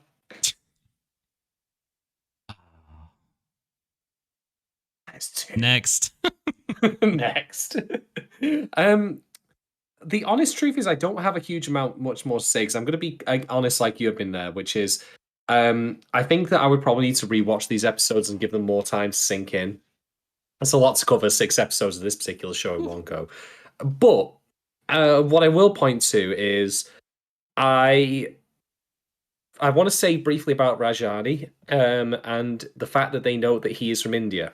And I actually felt really sorry for him in the end that he stayed behind because he'd been like loitering around for 2,000 years at this point. Again, how time correlates or anything like, or how he even survived is beyond me because the reason all of them survived previously was through Mizo's power. But again, it's moot. I'm not really all that bothered about it in this case. But I have to wonder if the reason they chose his ethnicity to be, from a writing perspective, to be Indian, is because maybe he never felt like he belonged either in his home country or his transferred country or in any of the worlds that he's ultimately gone to. Because I said before, like in the previous podcast about the idea of Rajani being the kind of person or one of the kinds of people who ultimately could, to borrow from Lieutenant, revolutionize the world through his creativity. But he just never seems to be able to find his place, which I think is a real shame. Like, and yeah, the thinking about like the fact that he stays behind, like, I mean, he's ultimately content to continue exploring. Yeah. But it just seems like such a very lonely exit. I mean, he'll have like, he'll have Yamabiko with him, of course, and the cats, but I mean, I know, I think maybe that's also the show's admittance that there are some people who, like may never come out of that time of like transition, like, in that age where they will continue to drift, but that's not necessarily a bad thing, even if we might ultimately feel sad for him personally, that he never felt like he quite belonged. I don't know. I Oh, feel like I there's more to haven't. be mine. Sorry, go on. You finish your thought. I feel like there's more that I could probably mine out of this. Like my thoughtness is just very kind of like thin at the moment. But I will say, like, say, like I always said with like saying goodbye to Nozomi, for example, with her passing, saying goodbye Um, to him, and also the goodbye scene in general between Mizuho, Nagara, and the others was really touching.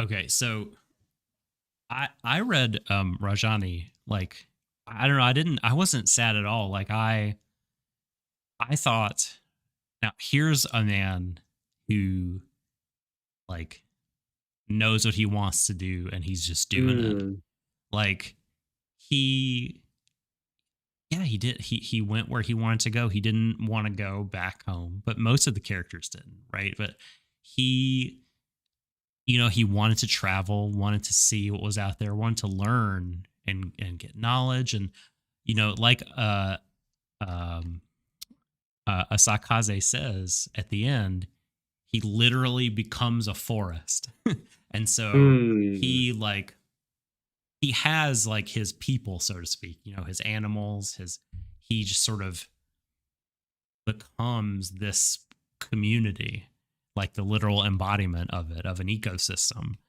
And so I didn't really see him as like a lonely character or sad, I think like you said, he's just built different than a lot of the other yeah, and, characters. and and maybe that's the show's assertion that for people who live constantly in that state of drifting from when I say drift, like sometimes I think the idea of drifting, like as we understand in the real world, has a kind of negative Hmm. quality to it. But I don't mean it like that. I mean like in a more ephemeral, like you know, existential sense. I Home think is like where the heart maybe is, kind of yeah, thing. Yeah. yeah, and so I think maybe the show is then asserting through him that people who constantly live on the membrane of like differing worlds, again, not literal real worlds, but like the worlds we travel in, the worlds we live in, that kind of thing in our own lives, like that's a valid way of existing. Well, in which case, I agree. When I said I was sad to see him go, like what I was more sad about was just like I again mentioned like with the other characters, like I was sad to say goodbye to them Right. as a as Right. a Right. as Right. an audience member.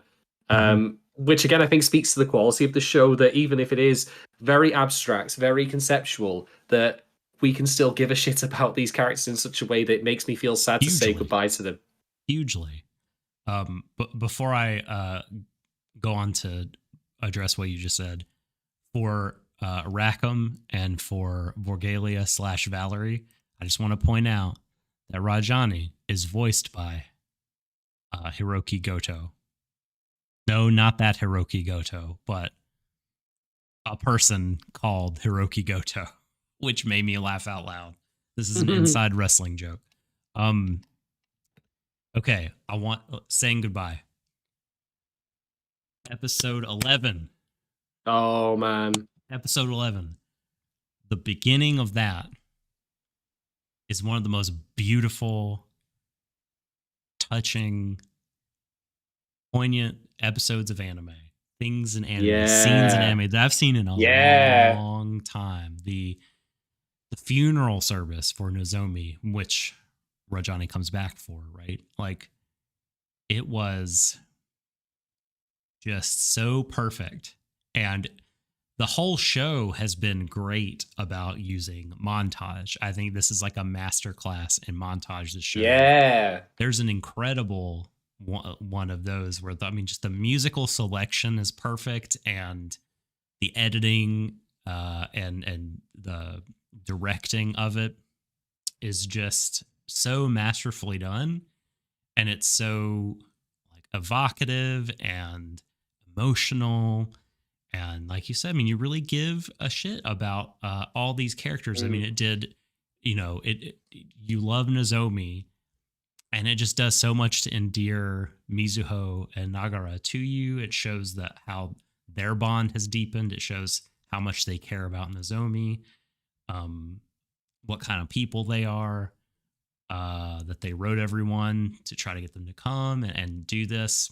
You get funny moments with the cats stepping in the paint and touching each other with their leaving paw prints around. It's like the total package of a montage, and this show has many of those. And like, the music in the show is so great. I don't think we've done enough to talk about how great it is, because it's a hell of a soundtrack, and it does a lot for the show. A lot. Yeah, absolutely. You know, I really appreciate about the funeral scene as well. They have a book of condolence that they put out, which is looks after or guarded or tended to by Yabiko. And the thing is, let's be honest here, no one's coming as far as they're concerned. Mm-hmm. The people who are going to be attending the funeral are the pair of them, Nagara and why am I so shit with names? Mizuho, thank you. Nagara and Mizuho, the cats, Yabiko, and that's it. So we're talking Rajani two comes people. The next day, but yeah, he does, but not the time that they're doing that. So it is literally two regular people and four pets. Well, okay, I'm not meaning Yabiko, like, you know what I mean with respect to him, like, yes. And the thing is, all of this pageantry for this, like all of this ceremony, I really, really like that they did that for two reasons. One, it really reinforced the relationship they both had, or they all had with Nozomi. They were willing to go that far to construct the entire tent from scratch, do all of this work. But two, I think the show's lesson from that, if you want to take any meaning from it, is that, you know, it is worth going that far to remember someone who was so integral to your life. Like, even if so few people are going to be there, it's not necessarily the number of people turn up, but the fact that you do it that is important. That you give ceremonies to their memory. Yeah, I thought it was quite powerful. But no, it's such a great scene indeed. I'm honestly, now that more we talk about it, like, I'm honestly looking back at the earlier episodes, and I'm not deriding them by saying that I didn't care all that much about the characters, but I think that was the intent of the show, where they tended to be thinner on development or thinner on like how we got emotionally attached to them. I don't know what witchcraft the show did on me over these block of episodes, but it works in making me feel like I had an emotional connection with them. Which is something that shows that spend a lot more time on individual characters and attention to them rather than the more conceptual stuff the shows routinely fail at. Yeah. It's a really great scene, that. So So as much as we can talk about like societal problems and structures and strata and all this bollocks, all this nonsense, like, there is an emotional core to the story of Sonny Boy, which does work. All right. Oh, hell yeah. And then, when it's over and they've done, it's just really interesting that they do what, appears to be like the Japanese kind of traditional funeral stuff. And then, this could also be native to that region, but it felt like they also just sort of did like a Viking style funeral where they they took her effects and put them in a box and sent it out to sea. With the, Um, I thought it was and quite beautiful. Do you know what that reminded me of? Actually, comes to think of it, reminded me of Macross Delta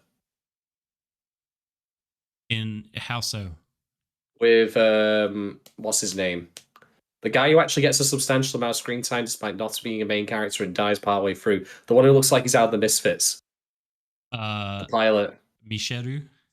No, that's Frontier. Delta. Oh, you said Delta. Shit.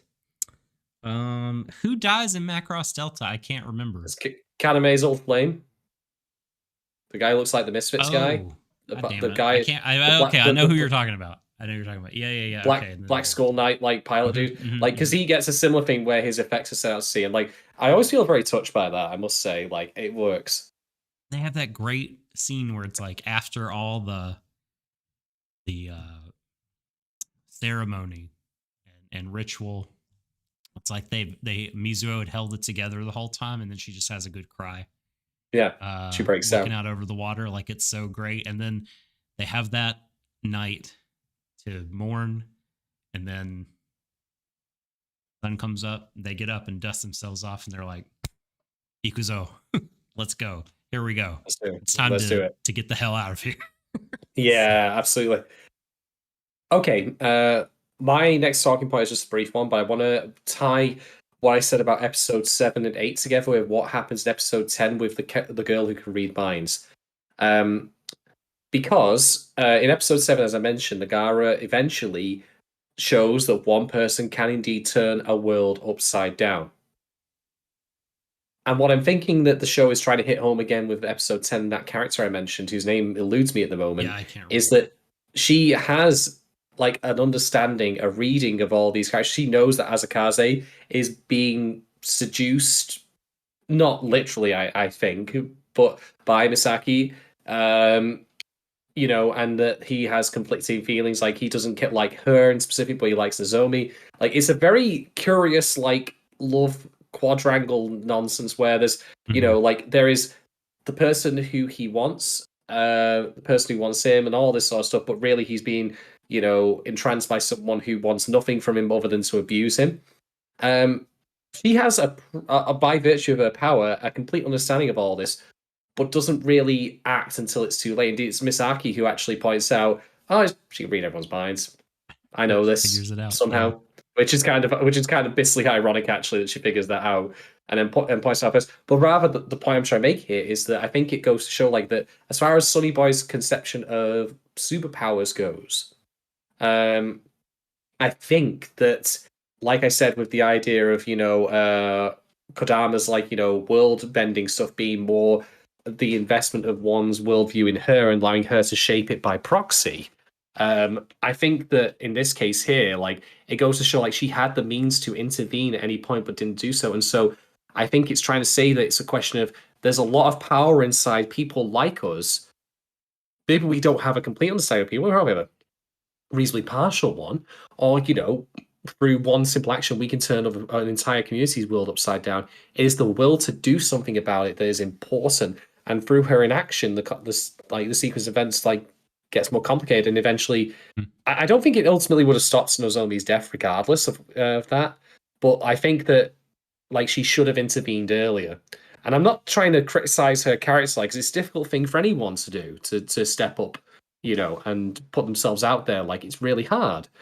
But I think that's one of the points Sonny Boy makes throughout all its various episodes, is that all these various powers they all have, like when they're just flaunting them flagrantly, like doing for meaningless shit in the early episodes, like when it comes to the big calls, the big plays, like that's when it truly gets difficult, even though it's so simple.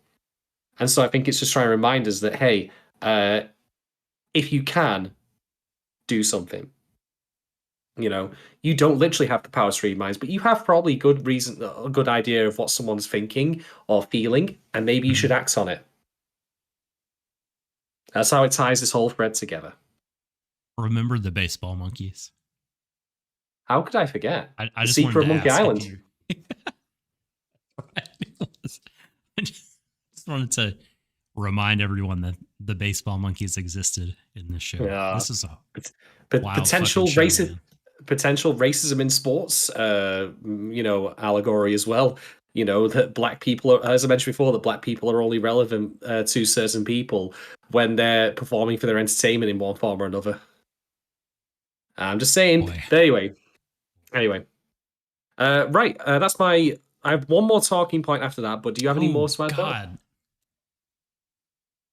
Uh, well, I mainly have questions because, and for people in chat as well. I mean, I'm monitoring chat. Fear not. Uh, like, what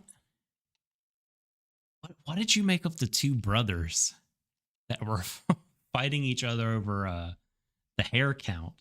I don't even remember that character beforehand. Was he the character who had the gaijin girlfriend? I think so. Shanghai? Um, Yeah. well, the understanding I got was they said in the end they were twins. Like I thought that they were like meant to be Right. representations of his It's just like his fractured different. psyche, like an Mhm, mhm. internal dialogue. Yes, That's that is my in fact the case, but like what the fuck?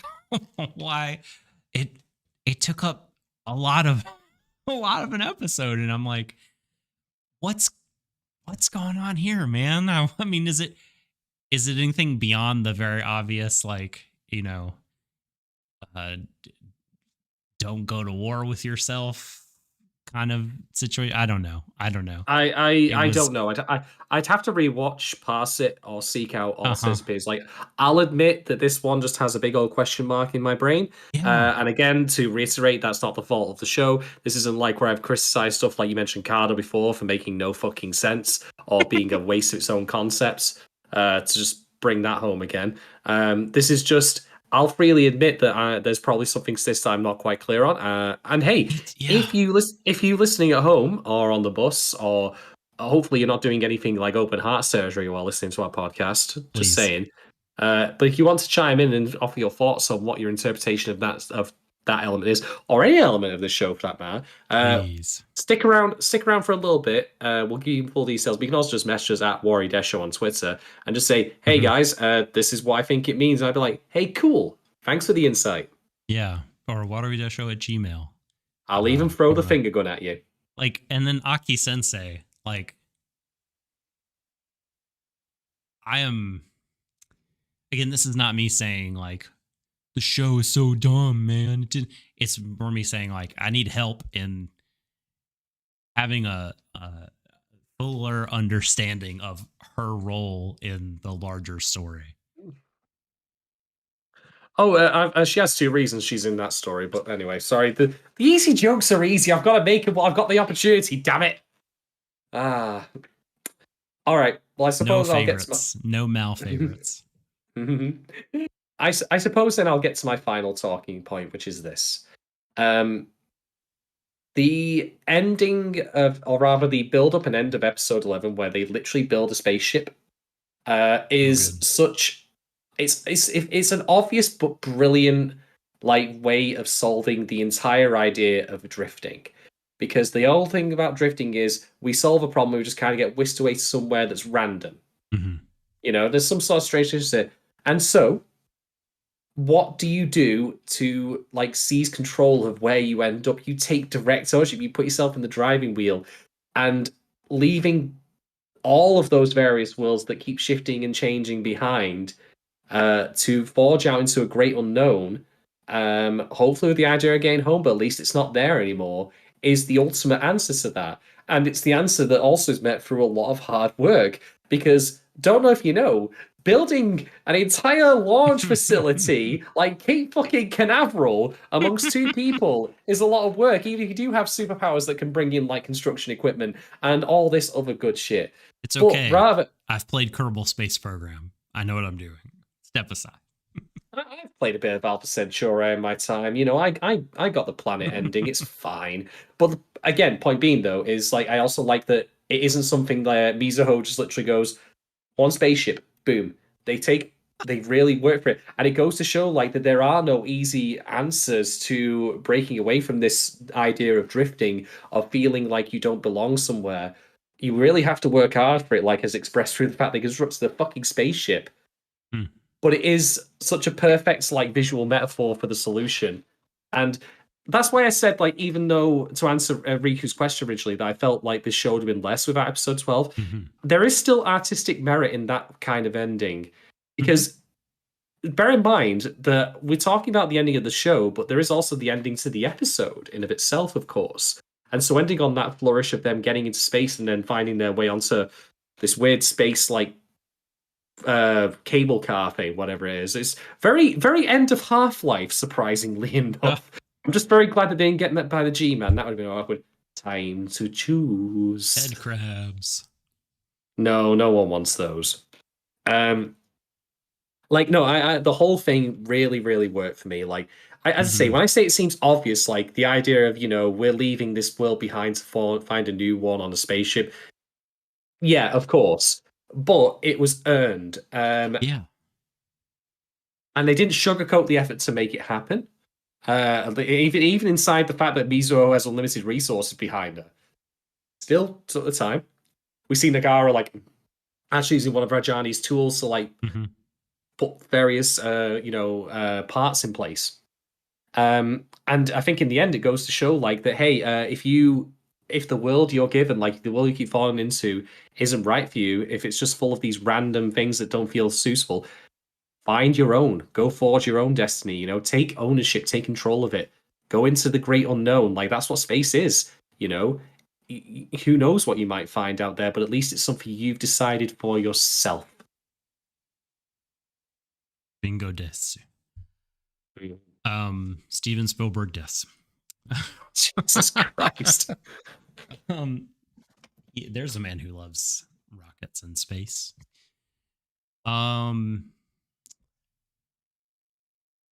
Yeah. I had a thought, but again, it totally left my brain. I feel so bad. I think you're right on with all that. I mean, episode 11 was incredible.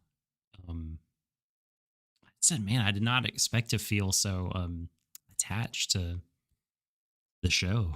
Yeah, that send off where Mizo's saying goodbye to her cats and to Yamabiko is really, really good.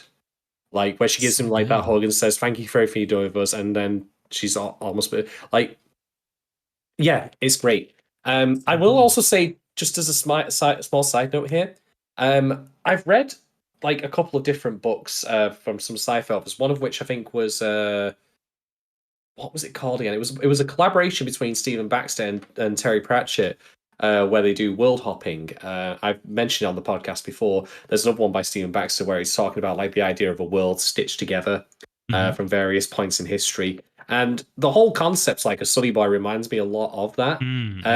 But I think I end up appreciating this show more because it's being used to make an actual like point about the way in which we impose restrictions on ourselves, that we dig ourselves into literal giant holes. In those books, good as they were as hard sci-fi projects, they were ultimately, in my opinion, for the spectacle of hard sci-fi. Hey, would it be crazy if we ended up like in this weird world that was just like stitched together from various pieces of time? And the Mongols are here, but also Alexander the Great on the left-hand side. They have a great big fight. That's the thing that happens. It's Bill and Ted or fucking drifters. Quantum Leap. God help us all. Yeah. Other than that, I have nothing else to add. Okay. Well, I just will say it for episode 12. I mean, also brilliant. Really beautiful and melancholic, but also not despairing. I felt. I can't believe that I really cared about Nagara, because in the beginning I was like, oh, great. It's maybe a self-insert, maybe a tabula rasa, milquetoast, like quiet dude who has nothing going for him or whatever. His likes and his dislikes on his profile page are empty. and he was he was kind of that, but like he became so much more than that, so much better. I mean, like, we're talking about a lot of isekai protagonists. Like he really grew and changed, and like, and you could just see it. happen. You could see his trajectory. You could see it right before your eyes over the course of the thing. And he really just cared. And by the end, it really seemed like a different person in all these subtle ways that added up to a lot, but it wasn't anything like he didn't change his personality and become a bombastic person. He didn't join any clubs or whatever, or start like being super outgoing in a way that felt false.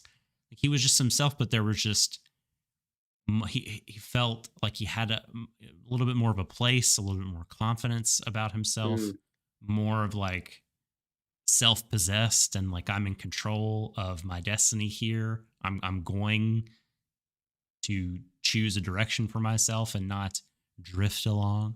And then like how he, yeah, I mean, I mentioned it before, but how he gave a shit about the bird nest in the subway. Same as Nozomi, you know, and like that was, you know, if you need a clear marker to chart his growth, I mean, that's it from episode 1 where he didn't care and left it to die. Episode 2, like, you know, he has compassion. And even though he's like not allowed to take care of it, he doesn't leave them until he learns that, okay, they're going to be taken care of by someone. So I can go. And I mean, he needs to go because of personal heartbreak reasons. But yeah, I mean, he just, I don't know. I felt good about that character, about his arc. And I felt like he ended in just a really good place. Yeah. And the thing is that in the text of the show, he like it's actually kind of great that for all his original blandness, which I think was intentional because he's meant to be a kind of everyman, at least as far as a male character is concerned. Mm-hmm. Yeah. You know, he's meant to be like any one of us who feels like, you know, I don't know where I belong or where I'm going. And then, even though he does have that, you know, element where we feel like a connection with him as time goes by, whereas a more blank slate, broad stroke character would not afford that, he still is the everyman in the end. And that's why his lesson, or rather his closing line in the show, works in the end. Because if someone like him, who is ultimately, you know, as much the same as any of us, can feel like that they have hope for tomorrow and a place they want to end up at, we can too. Well, so many times in anime, these everyman characters remain static. They have to because, you know, to maintain the relationships that people enjoy seeing throughout the course of the show, they have to remain largely static. And it was just really good that didn't happen this time. Yeah, man, I really like this show. And like we said about Odd Taxi, I mean, I know not every show can be such a singular work and kind of the vision largely of a person. It's really good when we see these. I mean, it's cool that we reviewed kind of 2 of them over the course of 1 season, and at least to end our current format on as well. Like, good to go out on a high note, in my opinion. Yeah, definitely. I would definitely say that. Right. Well, I don't have anything more to say about the show. I mean, admittedly, I haven't said a lot, for example, about episode 10, which is Mizo's backstory. For the sake of time and also the sake of the fact that I would probably need to rewatch to get more out of these, I'm not going to try and waffle on like Finley about that kind of stuff. I'm going to leave it where I've said, and I feel like I have some ground to talk from on those. But Doc, do you have anything else to add? Or no, I think I'm done. I think I have, apart from the review we'll give, I think I've said my piece. Well, let's get to it then. Let's review. I'm going to say let's not bother reviewing the block of episodes because it's such a substantial chunk of the show. We might as well just review the entire show and give our thoughts on it. So with the following caveat, which is just to reiterate what I said at the start, which is this show is not for everyone. It's not even for most people, in my opinion. And if you end up watching like a couple of episodes of the show and you think, what the fuck? That's fine. Yeah. There is no superiority to be gained from interpreting more or less out of the show than anyone else, in my opinion. Much as the same as there shouldn't be really with a lot of shows, unless you're flat out making shit up or misrepresenting, in which case, piss off. But rather, to my overall point is this. I think with like this reminds me of like Sarazamai, where it can feel a little obtuse in parts, but it's more so than that, I would say. And I know, I think like we talked about, like, I mean, I said like what you put in terms of your critical interpretation matters in what you get out of it.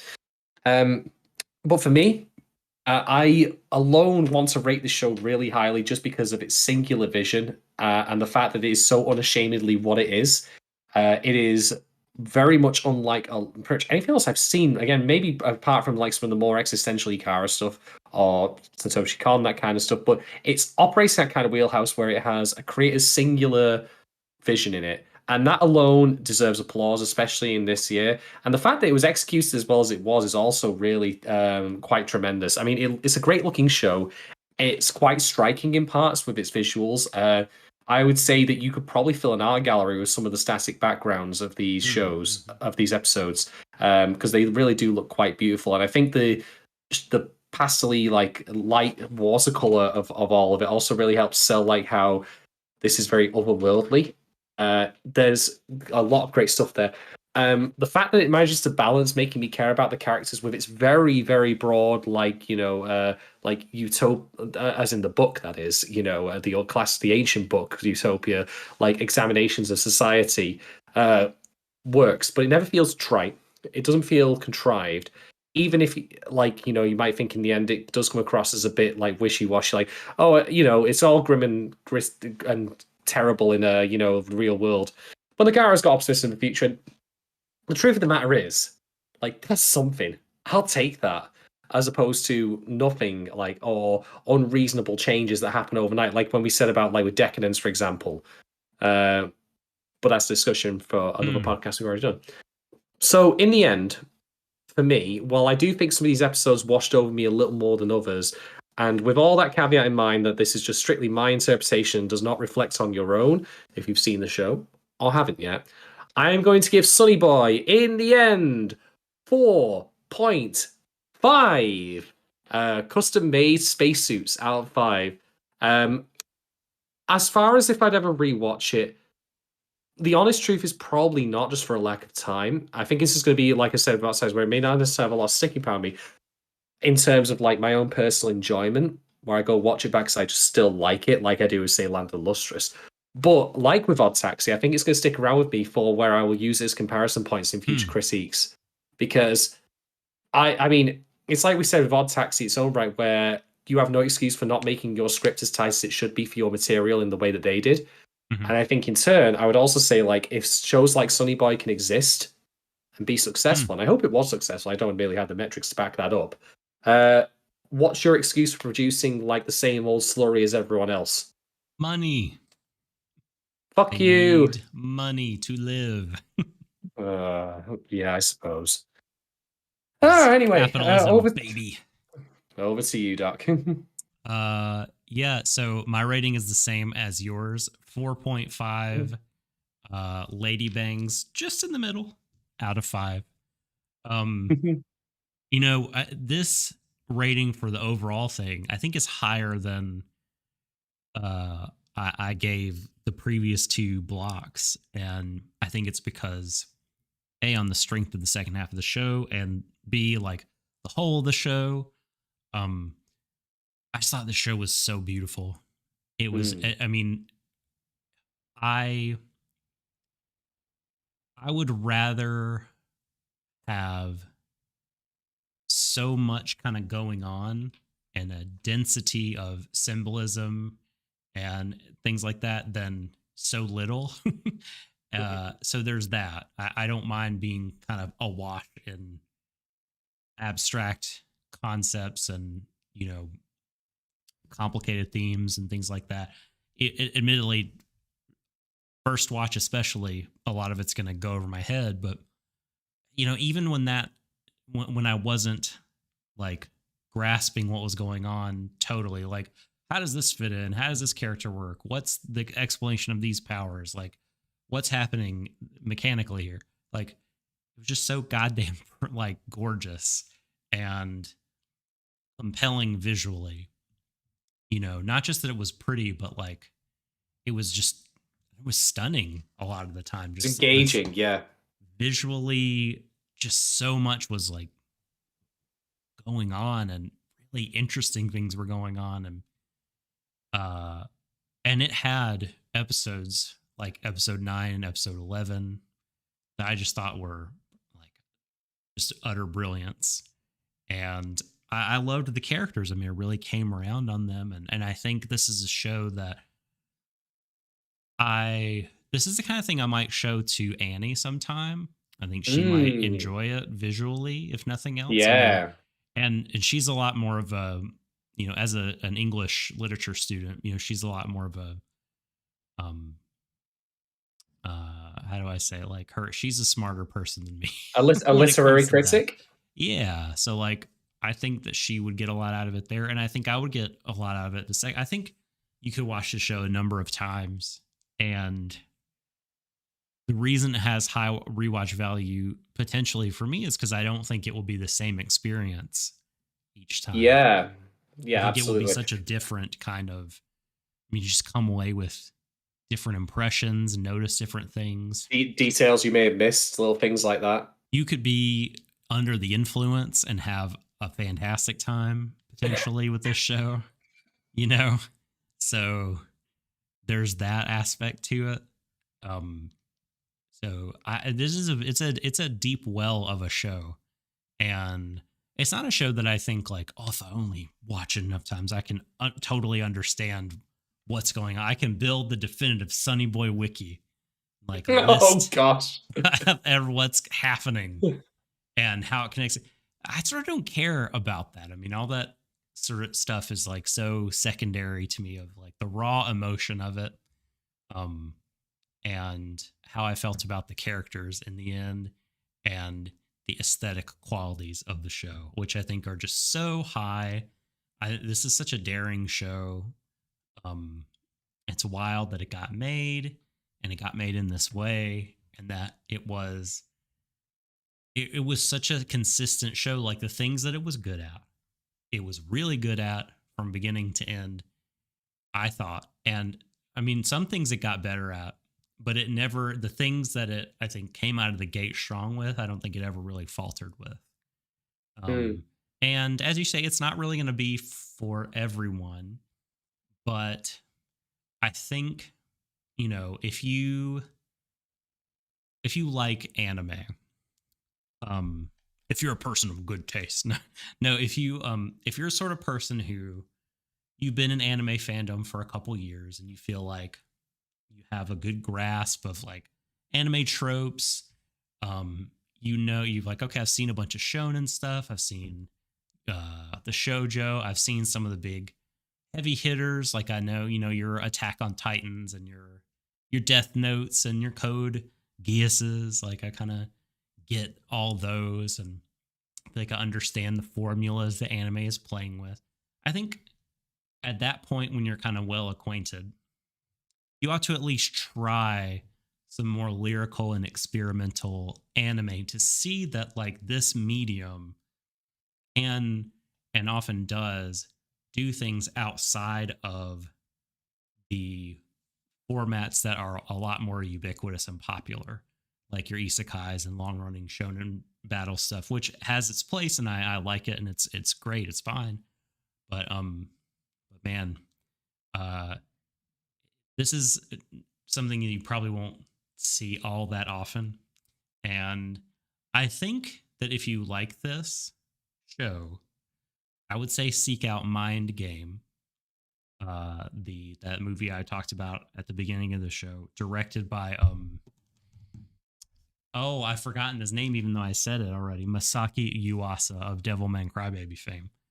Um, it similar vibes, uh, at least from what I recall when I watched Mind Game, and yeah, there's a lot of cool, um, sort of offbeat, I guess is a really, it's not the best way to put it, but there's experimental stuff in the medium out there, if you want to look for it. So mhm. yeah, I really like this show. It appealed to my taste an awful lot. Hell yeah. Well, that's that, I guess. That brings us to the end of our discussion of Sonny Boy and the end of Stream of Four as a format. Of course, the podcast will go on, but Oh yeah. without going into it too much, just because we, times of factor and all that. Like Mhm. it's been quite the ride over these past couple of years. We've Whew, had man. we've had some really good stuff. We've had some less than impressive stuff. We've covered some true greats on this. I mean, I think I can say without a shadow of a doubt, and I'm sure you'll agree with me, that the best show we ever covered on Stream of Four, as a whole, was absolutely Keep Your Hands Off Izoken. Hmm. I feel pretty confident in that. With Sarah's Yeah. and My possibly coming close, and other shows that we've tackled. I mean, Vinland Saga was up From there, a, Banana Fish was up I there. was gonna say, so from a quality perspective, I think Azoken is Yeah. my favorite, but I think from a looking at it from a different point of view, I think Banana Fish is where we got like our biggest influx of people watching week to week. And so that was really fun. Um yeah, I really, that was a super enjoyable experience. Yeah. And speaking for myself, like I look back and I think to myself that like I hopefully, I don't know whether or not you listener at home would agree, like it's helped me grow as a critic and as a Mm. viewer. Because I look back on like the days when we did Franks, for example, and like as fun as the hyperbolic, histrionic, like, response can be to shows, like I wouldn't do that again if I had rewatched Franks like for the first time. I'd have been more Oh, come succinct about on. it. There was some, Nah, it deserved it some of the time.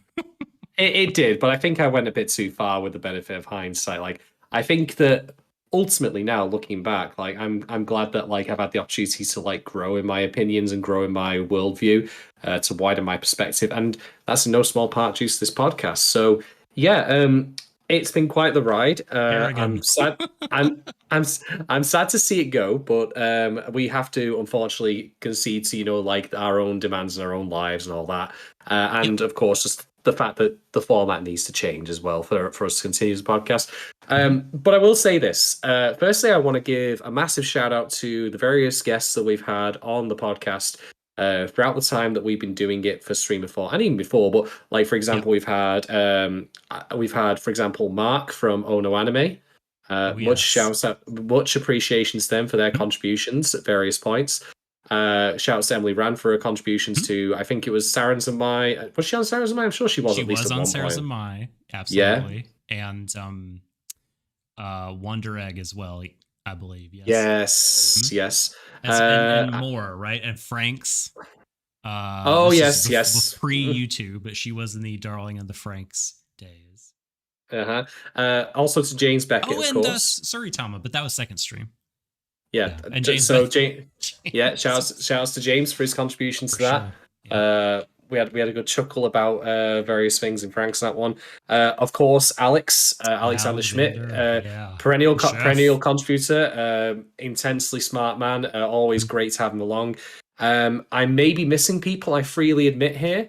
If my memory is spotty on that, then I apologize. Mhm. But nonetheless, We've I had want to other give thanks. guests, but no, I don't think on Stream of Thought. Also, also Borgale, or that esteemed guest Borgale that we Mhm. had on for Promise Neverland. Indeed. And then she went to work on Returnal, which hey, That's right. fair fucking play. Holy shit. Yeah. When I found that out, I spat my drink out. I was just like, what the fuck? That's Yeah. that's super Yeah. impressive. So yeah, shouts to Vorgalia, of course, and to everyone else who's helped us on our podcast. Maybe in the format, maybe we could, it's potentially like if we could have Vorgalia on. It's like, okay, Vorgalia, you could do this whole show with us. It's only going to be like 2.5 hours. You don't have to commit to like anything more than the one sitting. Uh, can we do it? Um, yeah, and I think we're gonna have all those guests that you mentioned back on at various times. I know we are. Like I know Alex, Mark, James, Emily, um, absolutely will be back to talk about more stuffs with us, and folks like Danny and Kay who oh yes. they do stuff like the format we're moving into, the one pod about an entire thing that may not even be current because it's tough for them to keep up with currently airing stuff. So our potential to have them on increases with this format. So yeah, look forward to all that and more perhaps. Indeed. And just to wrap up, I'll also say to thank you, dear listener. Whether or not you've historically been one of our patrons or you've listened on the free, however you've come to us through whatever means, I immensely appreciate you taking your time out of your day to listen to us talk about anime of various stripes. That means the world to me. So from me to you, cheers. Absolutely. Yep. I echo that. Thank you all for checking us out, and we hope that you stick with us. There are no more barriers to do so. Now there are no more paywall, no more exclusivity timed stuff. Our shows will be coming out about Singular Works. As soon as they come out, they'll come out for everyone. Feel free if you want to support us on our coffee at ko/fi.com, not slash, ko-fi.com / Warui Deshou. If the spirit moves you, so to speak. But if you want to support us in other ways, of course, you can like, subscribe, follow, and share in all the relevant places. Twitter, YouTube, Spotify, Apple Podcasts, Twitch. Yeah. Yep, It's right. It's all helpful. So indeed, you can find me on Twitter at Shadon1010. You can ask me about whatever you like. Fuck it, who cares? Doc, where can you be found on the worldwide webs? At the Subtle Doctor on Twitter. Mm-hmm. And our podcast, of course, can be found at Warui Deshou on Twitter. You can also find us on Apple Music, on Spotify, anywhere where good podcasts live. If you've enjoyed this, take a moment just to drop us a quick review. The usual like, subscribe, push all the social media buttons as hard as you can, max out those ratings. It all helps with our discoverability, and it would immensely be appreciated. But I believe, if I'm not mistaken, that brings us to the end of our time here. The final stream, the final thought from me. No more thinking anymore from me. That's it. Not till next month. Oh man, I don't think anymore. But the show will go on. We'll have more content coming real soon. Keep your eyes peeled for that. For announcements on our Twitter and all various other places. November we'll drop our next stuff. Like, it is going to be, we will announce the things that we are watching, both anime and non-anime related, on our Discord, which you have access to through Ko-Fi, and on Twitter as well. So look forward to that. If you want to watch along with us, to be prepared for the pod. Indeed. But until that time, from myself, from Doc, once again, thank you very much for joining us today. Please take care, look after yourselves, look after your loved ones, wherever you may be in the world. And, we might be ending Stream of 4. We might be ending this format that we've been doing for quite a while now, for years even. But there's one thing that we'll never stop doing on this podcast, and it's telling you to embrace your everyone to the ends of the universe. Good night! Bring back the brothers.